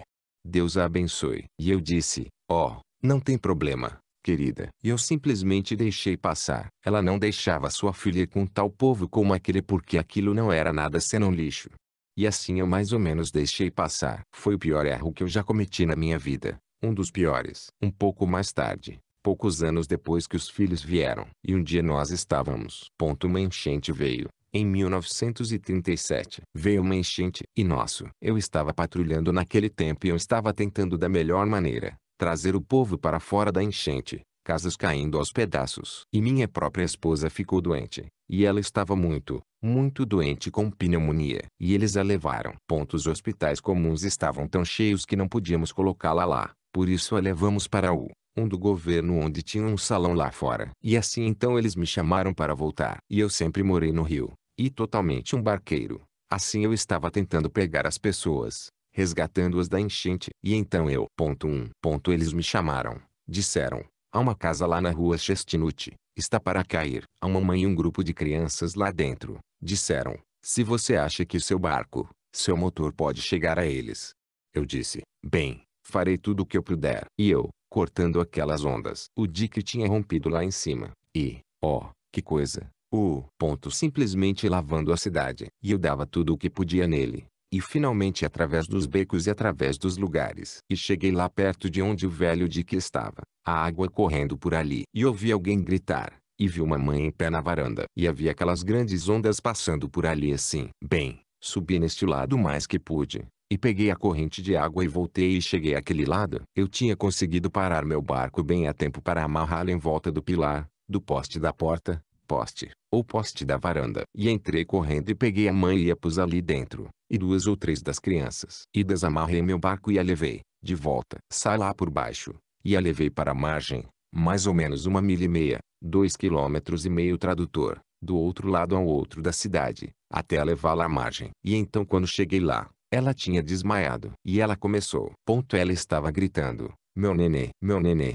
Bem, eu pensei que ela estava dizendo que ela tinha deixado o nenê na casa. Oh, que coisa. Voltei de novo enquanto eles estavam tentando cuidar dela. E, descobri, ou ela estava querendo saber onde seu nenê estava ali. Havia um menininho de mais ou menos 3 anos de idade, e eu pensei que ela quis dizer um nenezinho de peito ou algo assim. Assim eu voltei e cheguei lá. E quando cheguei com aquele barco e entrei e não pude achar nenhum nenê. E a varanda soltou-se e a casa caiu. E eu corri bem depressa e agarrei o pedaço que estava flutuando meu barco. Entrei no barco e puxei aquilo e o soltei. E me levou fora para a corrente principal do rio então. E eram mais ou menos 11h30 da noite. E simplesmente caindo Saraiva miúda e nevando. E agarrei no cordão de partida e tentei puxar o barco. E não quis pegar. E tentei e não quis pegar. E tentei de novo. Chegando mais adiante naquela corrente, a cachoeira bem na minha frente. E eu estava tentando mesmo. E pensei, oh, que coisa. Aqui está meu fim. Esse é meu fim. E eu estava tentando muito mesmo. E eu disse, Senhor, por favor, não me deixe ter uma morte como essa. E eu puxava e voltou a mim. E aquele monte de lixo ao qual você não quis ir? Está vendo? Sim. Eu pus minha mão no barco de novo. E eu disse, Deus, tem misericórdia de mim. Não me deixes deixar minha esposa e nenê assim. E eles estão lá doentes. Por favor. E eu continuava puxando assim. E não queria pegar. E eu podia ouvir o rugido lá embaixo, porque eu... Só uns minutos. E, oh, que coisa. Esse seria o fim. E eu disse, Senhor, se tu me perdoares, eu te prometo que farei qualquer coisa. Ajoelhei-me naquele barco lá e a Saraiva miúda batendo em meu rosto. Eu disse, farei qualquer coisa que tu quiseres que eu faça. E puxei de novo, e pegou. E acelerei o mais que pude. E finalmente cheguei à margem. E voltei para achar a caminhoneta de patrulha. E pensei em... Havia alguns deles que disseram, ei, o do governo acaba de ser arrastado pela água. Minha esposa e nenê lá dentro, os 2 bebês. 205 e parti para o do governo o mais rápido que pude. E a água tinha cerca de 15 pés, 4,5 metros tradutor, de fundura por tudo lá. E havia um major lá, e eu disse, Major, o que aconteceu com o hospital? Disse, agora, não se preocupe. O senhor tem alguém nele?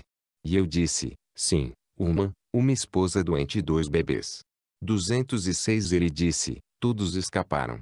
Disse, estão num trem de carga e estão indo em direção a Charleston. Eu corri, peguei meu barco ou peguei meu carro, e meu barco na parte traseira dele, e corri lá para.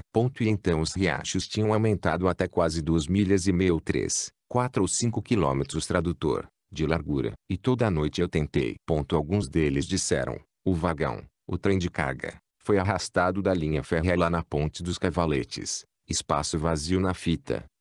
Bem, eu me encontrei abandonado numa pequena ilha. Fiquei lá 3 dias. Eu tive bastante tempo para pensar se aquilo era lixo ou não. Simplesmente repetindo, onde está minha esposa? Finalmente quando a encontrei alguns dias depois que eu saí e atravessei, ela estava longe em Columbus, Indiana, no auditório Batista onde eles tinham feito um tipo de hospital, quartos para os doentes em pequenas camas do governo. E corri até ela o mais que pude, tentando encontrar onde ela estava, gritando, hop, hop, hop. E olhei, e ali ela estava deitada numa caminha, e estava com tuberculose. Ela levantou sua mãozinha ossuda, e ela disse, Billy. E corri até ela, e eu disse, Hop, querida. Ela disse, eu me pareço horrível, não é? Eu disse, não, querida, você se parece bem. Por uns 6 meses nós trabalhamos com tudo que estava em nós, para tentar salvar a vida dela. Mas ela continuava ficando cada vez pior. Um dia eu estava patrulhando e eu tinha meu rádio ligado, e me pareceu ouvir dizer, fazer uma chamada no rádio. Disse, Para William Bryan, eles querem o senhor no hospital imediatamente. Esposa morrendo. Apressei-me de volta ao hospital tão rapidamente como pude, liguei a luz vermelha e a sirene, e fui. E então eu cheguei ao hospital e parei, entrei correndo. Passando pelo hospital, eu vi um colega meu com quem eu pescava, corríamos juntos quando meninos. São Adair. O doutor São Adair. Foi a ele a quem a visão veio há pouco tempo e lhe disse sobre a clínica. E ele disse, se alguém duvidasse da visão, simplesmente o chamasse a cobrar, se quisesse saber se foi certa ou não. E assim então ali ele saiu assim. E ele tinha seu chapéu na mão. Ele olhou para mim e simplesmente começou a chorar. E eu corri até ele. Joguei meus braços em volta dele. Ele me abraçou. Disse, Billy, ela está partindo. Ellie, disse, sinto muito. Fiz tudo o que pude. Tenho tido especialistas e tudo mais. Eu disse, certamente ela não está morrendo. Disse, sim, ela está morrendo. E ele disse, não entre ali, Bill. E eu disse, tenho que entrar, E ele disse, não entre. Por favor, não faça isso. Eu disse, deixe-me entrar. Disse, eu vou com você. Eu disse, não, você fique aqui fora. Eu quero ficar com ela nos últimos minutos dela.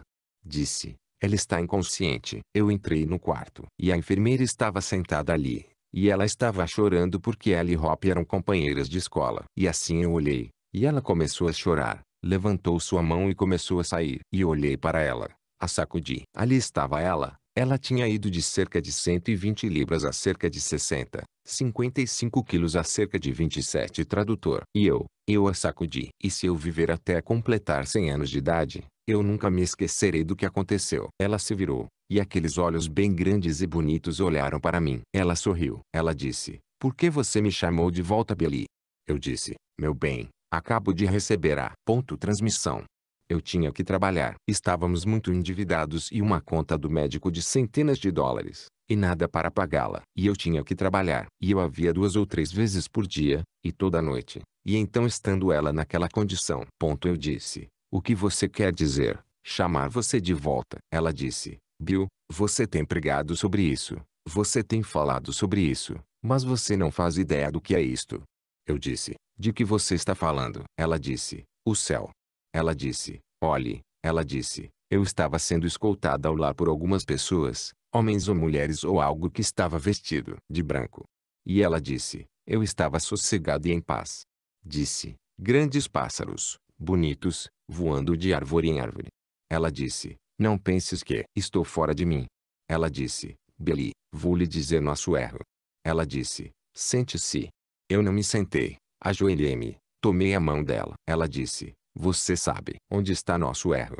E eu disse, sim, querida, eu sei. Ela disse, nunca devíamos ter escutado mamãe. Aquele povo estava certo. E eu disse, eu sei. Ela disse, prometa-me isto, que você irá àquelas pessoas. Disse, porque elas estão certas.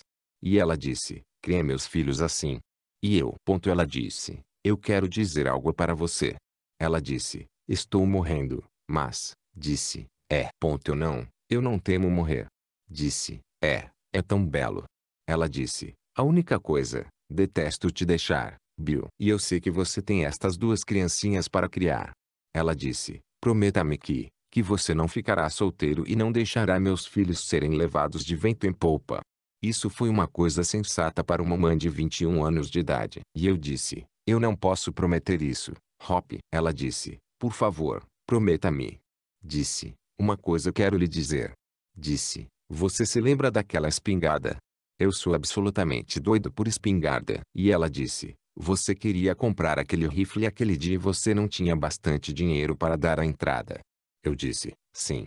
Ela disse, tenho poupado meu dinheiro, meus níqueis para tentar dar aquela entrada naquela espingarda para você. Ela disse, agora, quando isto estiver acabado, e você voltar para casa, olhe na cama de abrir. Ou na cama de armar, debaixo daquela folha de papel em cima, e você encontrará o dinheiro lá. Ela disse, prometa-me que você comprará aquele rifle. Você não sabe como eu me senti quando vi aquele $1,75 em moedas ali. Eu comprei o rifle. E ela disse, você se lembra daquela vez que você foi à cidade comprar um par de meias para mim, e nós íamos a Fort Wayne? Eu disse, lembro. Eu tinha voltado da pescaria, e ela disse, nós tínhamos que ir a Fort Wayne. Eu tinha que pregar naquela noite. E ela disse, sabe, eu disse para você, há dois tipos diferentes. Um chamado chiffon. E o que é o outro? Rayon. Está certo. Rayon e chiffon. Bem, seja qual for, chiffon era o melhor. Está certo. E ela disse, agora, compre para mim uma de chiffon, no estilo. Você sabe, aquele negócio que tem aquela coisinha na parte de trás da meia, na parte de cima. E eu não entendia de roupas de mulheres. Assim e eu estava descendo a rua dizendo, chiffon, chiffon, chiffon, chiffon, tentando continuar pensando, dizendo, chiffon, chiffon, chiffon. Alguém disse, oi, Billy. Eu disse, oh, oi, oi. Chiffon, chiffon, chiffon, chiffon, chiffon. E cheguei à esquina e me encontrei com o Sr. Spoon. Ele disse, ei, Billy, você sabe que as percas estão mordendo agora lá no lado daquela última pilastra da ponte. Eu disse, certamente, isso é verdade? Sim. Pensei agora, quando deixei para trás, como era aquela coisa. Esqueci. Assim Thelma Ford, uma moça que eu conhecia, trabalhava na loja dos 10 centavos. E eu sabia que eles vendiam meias para mulheres lá, por isso fui lá. Eu disse, oi, Thelma. E ela disse, oi, Billy. Como vai? Como está Hope? E eu disse, bem. Eu disse, Thelma, quero um par de meias curtas para Hope. Ela disse, Hope não vai querer meias curtas. Eu disse, sim, senhorita, com certeza ela quer. Disse, você quer dizer meias de senhoras? Ah, claro, eu disse, é isso. Pensei, realmente mostrei minha ignorância. E ela disse, que tipo ela quer? Pensei, eu disse, que tipo você tem? Ela disse, bem, temos rayon. Eu não sabia a diferença. Rayon, chiffon, tudo parecia o mesmo. Eu disse, é essa que quero. Ela disse, eu disse, apronte-me um par delas, no estilo. E ela, aquilo estava errado. O que é? Na moda. Na moda.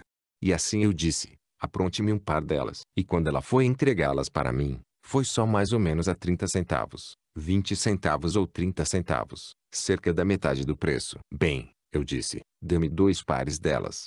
Vê? E voltei para casa, e eu disse, você sabe, meu bem, vocês mulheres vão pelas lojas por toda a cidade para achar preço barato. Você sabe como você gosta de se gabar. E eu disse, mas aqui, olha aqui, eu comprei 2 pares pelo preço que você compra um par. Está vendo? Eu disse, aquela é minha habilidade pessoal. Vê, eu disse, você sabe, Thelma me vendeu estas. Eu disse, talvez ela me deixou comprá-las pela metade do preço. Ela disse, você comprou chiffon. Eu disse, sim, senhora. Tudo isso parecia o mesmo para mim. Eu não sabia que havia diferença. E ela disse, Billy. Eu achei estranho quando ela chegou a Fort Wayne. Ela teve que comprar outro par de meias. Ela disse, eu as dei para sua mãe. Disse, elas são para mulheres mais velhas. Disse, desculpe-me por ter feito isso. E eu disse, não tem problema, querida. E ela disse, agora, não viva solteiro. E ela disse, ela não sabia o que ia acontecer poucas horas dali. E eu segurei suas preciosas mãos enquanto os anjos de Deus a levaram. Fui para casa. Eu não sabia o que fazer. Eu me deitei lá à noite e eu vi. Creio que foi um ratinho. Estava na velha lareira onde tínhamos alguns papéis lá dentro. E fechei a porta com meu pé. E lá estava pendurado o kimono dela na parte de trás. E ela deitada lá embaixo naquele necrotério. E depois de um pouco alguém me chamou. Disse, Billy. E era o irmão Frank Barroy. Ele disse, seu bebê está morrendo. Eu disse, meu bebê? Disse, sim, Sharon Rose. Disse, o doutor está lá em cima agora. E disse, ela tem meningite e tuberculose. Ela pegou o mamando da mãe dela. E disse, ela está morrendo. Entrei em meu carro, fui para lá. E lá estava ela, aquela coisinha dócil. E a levaram às pressas ao hospital. Eu fui vê-la. Sam subiu e disse, Billy, não entre nesse quarto. Você tem que pensar em Billy Paul. Disse, ela está morrendo. Eu disse, doutor, eu tenho que ver meu bebê. Ele disse, não, você não pode entrar. Disse, ela tem meningite, Billy, e você levaria isso ao Billy Paul. E eu esperei até que ele saísse. Eu não estava aguentando vê-la morrer, e a mãe dela deitada lá na casa funerária. Vou lhe contar, o caminho do prevaricador é áspero. E eu fui. Entrei de mansinho pela porta, e quando Sam saiu e a enfermeira saiu, desci ao porão. É um hospital pequenino. Ela estava num lugar isolado, e as moscas estavam em seus pequenos olhos. E eles tinham um pequeno, o que nós chamamos mosquiteiro ou telinha sobre seus olhos. E ela, tendo pequenos espasmos, sua perninha gorda estava movendo-se para cima e para baixo assim, e suas mãozinhas, com aquele espasmo. E eu olhei, e ela era grandinha para ser engraçadinha, cerca de 8 meses de idade. E sua mãe a punha lá fora com sua roupa de 3 peças, você sabe, no jardim, quando eu me aproximava. E eu tocava a buzina, e ela dizia, Gugu, Gugu, estendendo as mãos para mim. Você sabe. E lá estava deitada a minha querida, morrendo. Olhei para ela, e eu disse, Charri, você conhece papai? Você conhece papai, Charri? E quando ela olhou, ela estava sofrendo tanto até que um daqueles pequenos olhos azuis bonitinhos cruzou. Quase me arrancou o coração. Eu me ajoelhei, eu disse, Senhor, o que tenho feito? Não tenho pregado o evangelho nas esquinas. Não tenho feito tudo o que eu sei fazer. Não me condenes por isto. Eu nunca chamei aquele povo de lixo. Foi ela quem chamou aquele povo de lixo. Eu disse, sinto muito que tudo isto tenha acontecido. Perdoa-me. Não, não leves meu bebê. E enquanto eu orava, parecia que um lençol ou um pano preto havia descido. Eu sabia que ele tinha me recusado. Agora, aquele foi o tempo mais duro e o mais traiçoeiro da minha vida. Quando eu me levantei e olhei para ela, e pensei, Satanás pôs em minha mente, bem, você quer dizer o quanto você tem pregado, e a maneira que você tem vivido, e agora quando é com o seu próprio bebê, ele te recusa. Eu disse, isso é correto. Se ele não puder salvar meu bebê, então eu não posso. Parei. Eu simplesmente não sabia o que fazer. E então eu disse isto. Eu disse, Senhor, tu a deste para mim e tu a tomaste. Bendito seja o nome do Senhor. Se tu tomares a mim, ainda te amarei. E eu pus minha mão sobre ela. Eu disse, Deus te abençoe, querida. Papai queria criar você, com todo o meu coração eu queria criá-la, e criá-la para amar ao Senhor. Mas os anjos estão vindo para buscá-la. Querida, papai levará seu corpinho lá e o deitará nos braços de mamãe. Eu enterrarei você com ela. E algum dia papai se encontrará com vocês. Você só espere lá em cima com mamãe. Quando a mãe dela estava morrendo, ela disse, últimas palavras que ela disse, Bill, fica no campo. Eu disse, ela disse, eu disse, se eu estiver no campo quando ele vier, juntarei a crianças e nós nos encontraremos. Se não, serei enterrado ao seu lado. E você vai ao lado direito da grande porta. E quando você ver todos eles entrar, fique em pé ali e comece a gritar, Bill, Bill, Bill. Realmente o mais alto que você puder. Eu me encontrarei com você lá. Eu lhe dei um beijo de despedida. Estou no campo de batalha hoje. Aquilo foi quase há 20 anos atrás. Tenho meu encontro marcado com minha esposa. Vou me encontrar com ela. E levei o bebezinho. Quando morreu, a pus nos braços da mãe. E a levamos lá ao cemitério. E fiquei lá para ouvir o irmão Smith, o pregador metodista que pregou no funeral. Cinza, cinza, e pó, pó.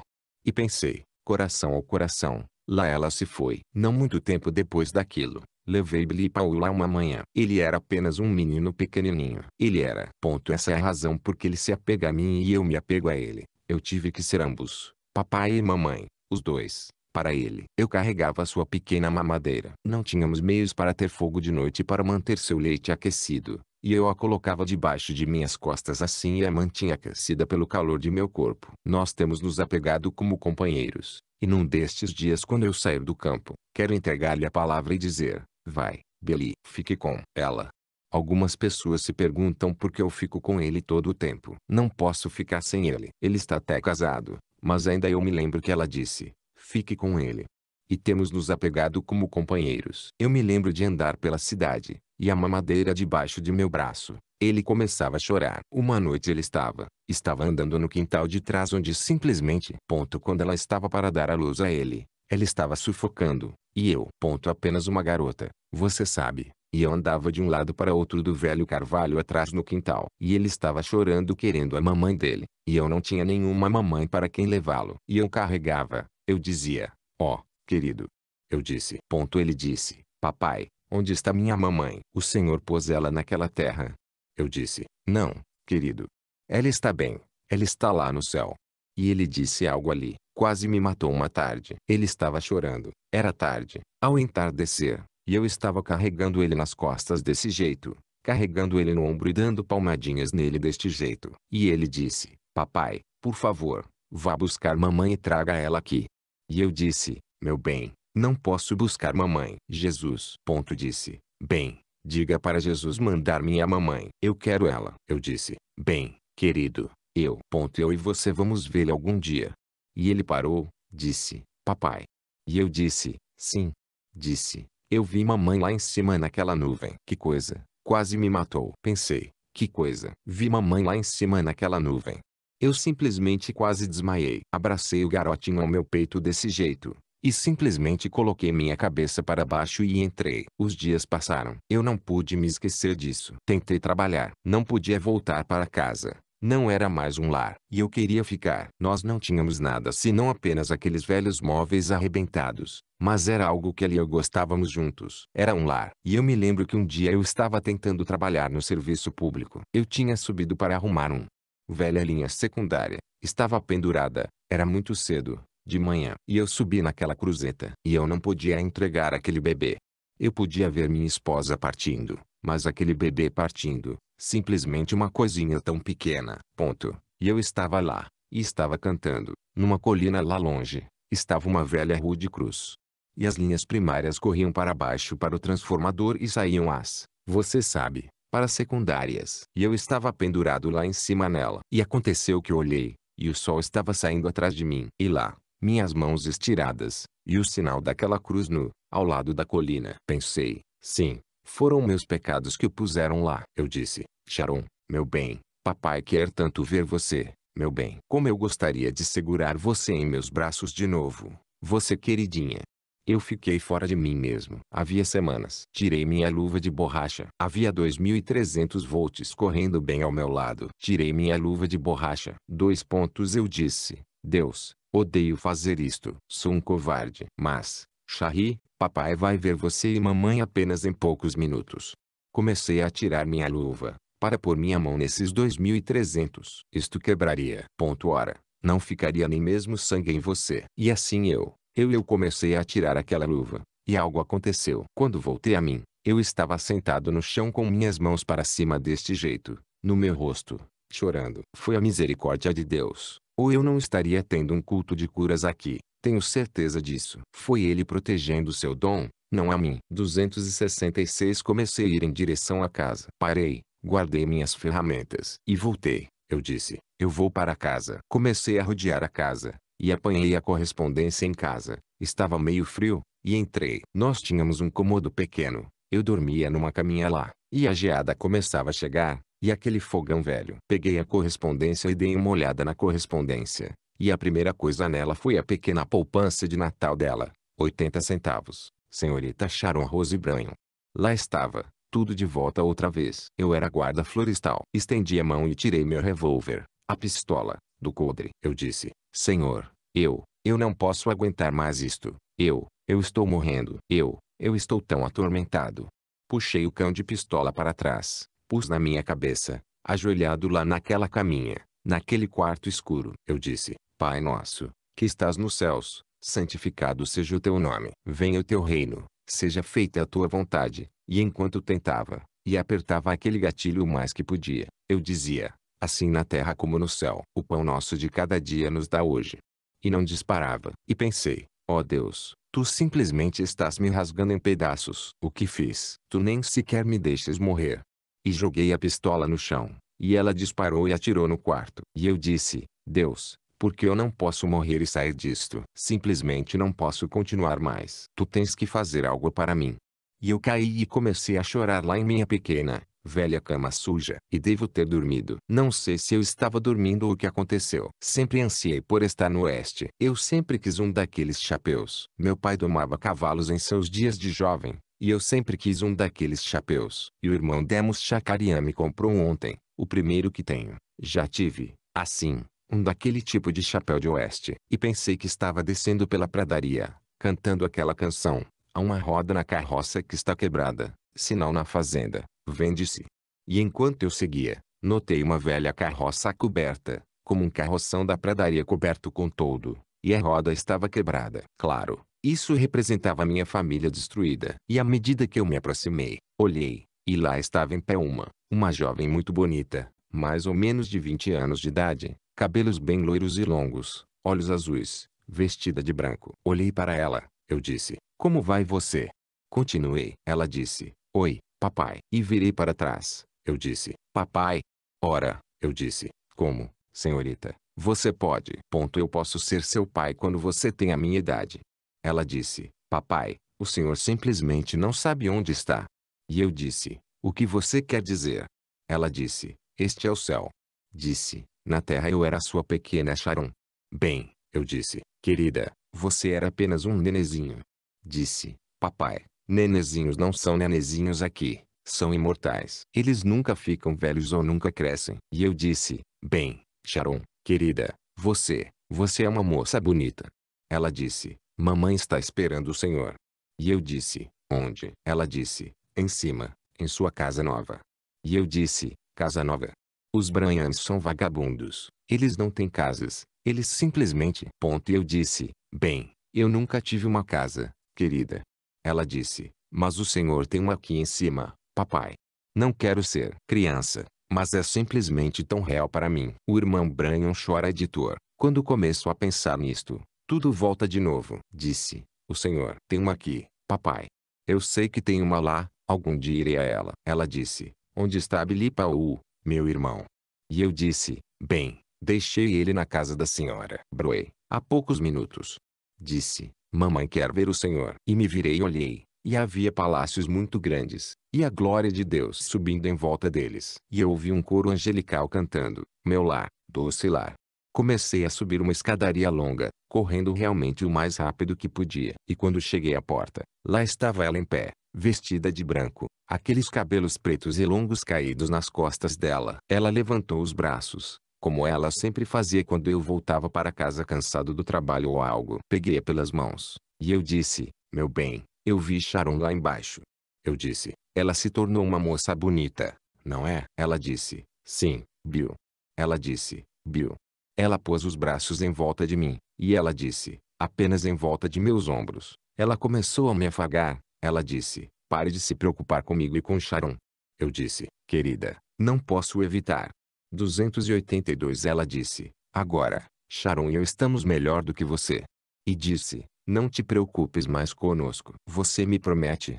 283 Eu disse, Hop, eu disse, tenho sentido muita falta de você e de Sharon, e Billy chora todo o tempo por você. Eu disse, eu não sei o que fazer com ele. E ela disse, tudo estará bem, Bill. Ela disse, simplesmente me prometa que você não se preocupará mais. E ela disse, você não quer sentar? E olhei em volta e ali estava uma grande poltrona. E eu me lembro que tentei comprar uma poltrona. Agora concluindo, tentei comprar uma poltrona uma vez. Nós só tínhamos aquelas velhas cadeiras comuns com assentos de madeira para o café da manhã. Tínhamos que usá-las. As únicas cadeiras que tínhamos. E pudemos comprar uma destas poltronas que você empurra para trás. Como eu me esqueço do tipo de poltrona de descanso. E custou $17. E você podia pagar $3 de entrada e $1 por semana. E nós compramos uma. E, quando eu chegava, eu trabalhava o dia todo e pregava até a meia-noite pelas ruas e onde quer que eu pudesse pregar.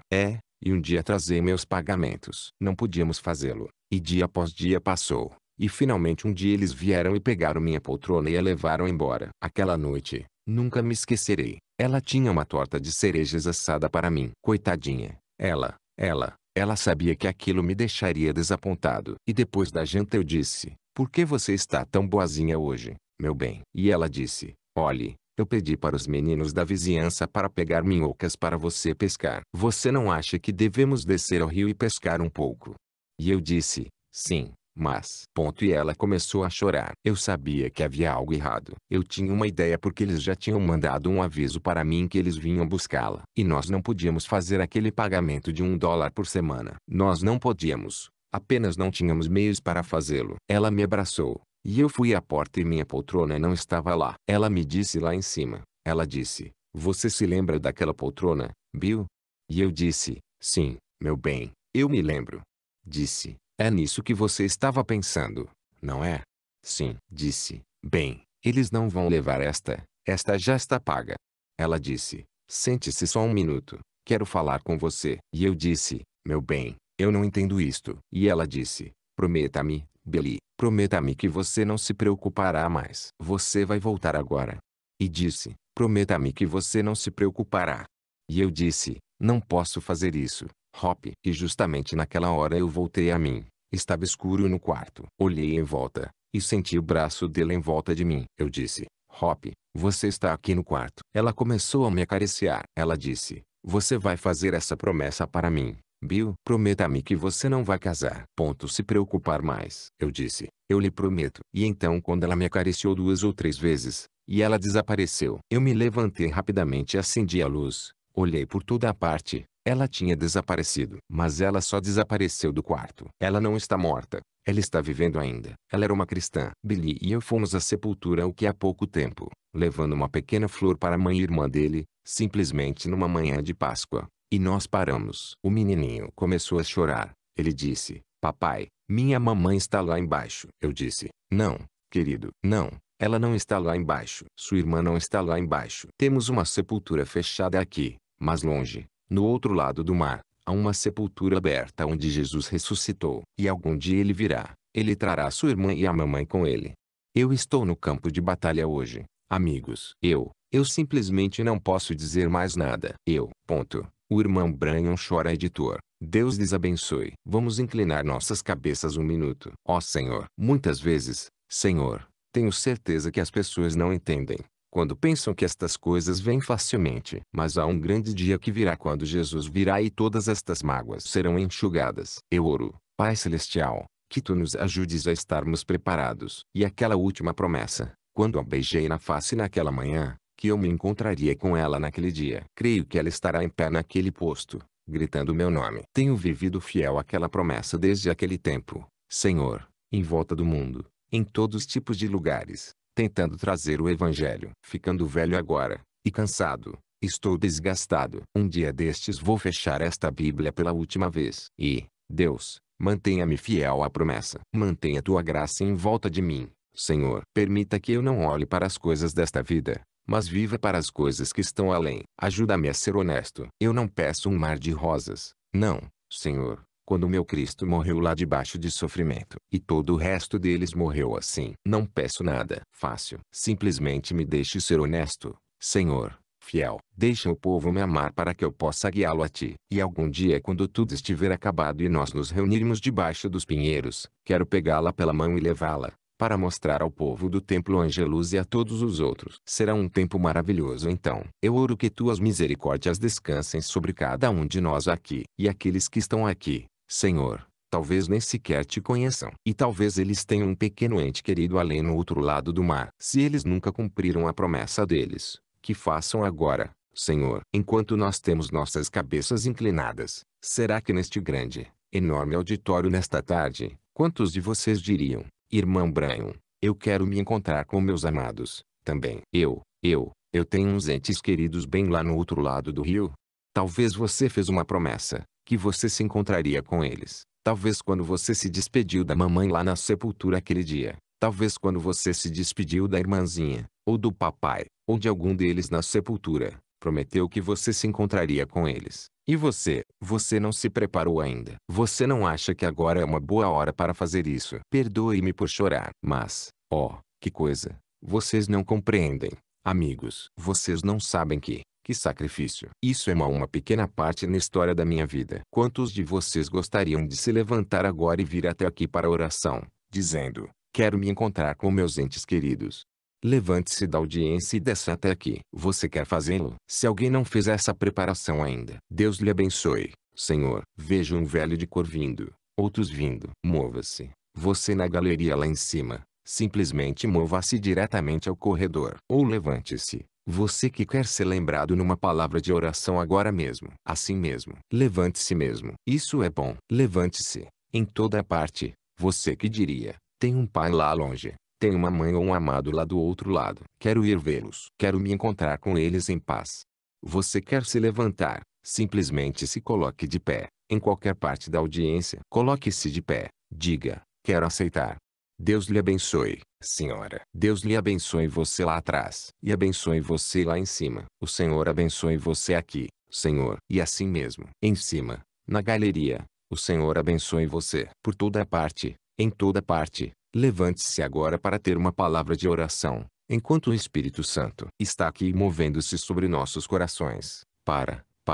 para quebrantar-nos. Você sabe, o que a igreja precisa hoje é de um quebrantamento. Precisamos descer à casa do oleiro. Nossa rígida teologia caseira às vezes não funciona tão bem. O que nós precisamos é de um quebrantamento à moda antiga. Arrependimento em nossos corações, abrandando-nos com Deus. São esses todos os que agora estão prontos a se levantar? Vamos inclinar nossas cabeças então para orar. Ó Senhor, o qual trouxe Jesus novamente dos mortos, para justificar a todos nós pela fé, crendo. Eu oro, Senhor, que estes que estão em pé agora para aceitar-te, eu oro para que o perdão lhes seja concedido. E, ó Senhor, eu oro que eles te aceitem como seu Salvador e Rei e amante. E talvez eles tenham uma mãe ou um pai ou alguém apenas do outro lado do mar. Há uma coisa certa. Eles têm um Salvador. Que eles sejam perdoados de seus pecados, e toda a sua iniquidade apagada. Que suas almas sejam lavadas no sangue do Cordeiro, e que vivam em paz de hoje em diante. E algum dia glorioso quando tudo estiver acabado, que possamos nos reunir em tua casa, e estarmos lá como famílias inteiras, para encontrarmos com nossos amados que estão esperando do outro lado. Isto, nós entregamos eles a ti, pelo que tu conservarás em paz aquele cuja mente está firme nele. Conceda-o, Senhor, e os entregamos a ti, no nome de teu Filho, o Senhor Jesus. Amém. Deus vos abençoe. Tenho certeza que os obreiros veem onde você está em pé, e eles logo estarão com você dentro em pouco. E agora aqueles que vão receber cartões de oração. Billy, onde estão Jenny e Leo? Eles estão na parte de trás. Eles estão aqui para entregar os cartões de oração apenas em poucos minutos. O irmão despedirá a audiência em oração, e os cartões de oração serão entregues. Estaremos de volta aqui dentro em pouco, para orar pelos enfermos. Muito bem, irmão. Ponto.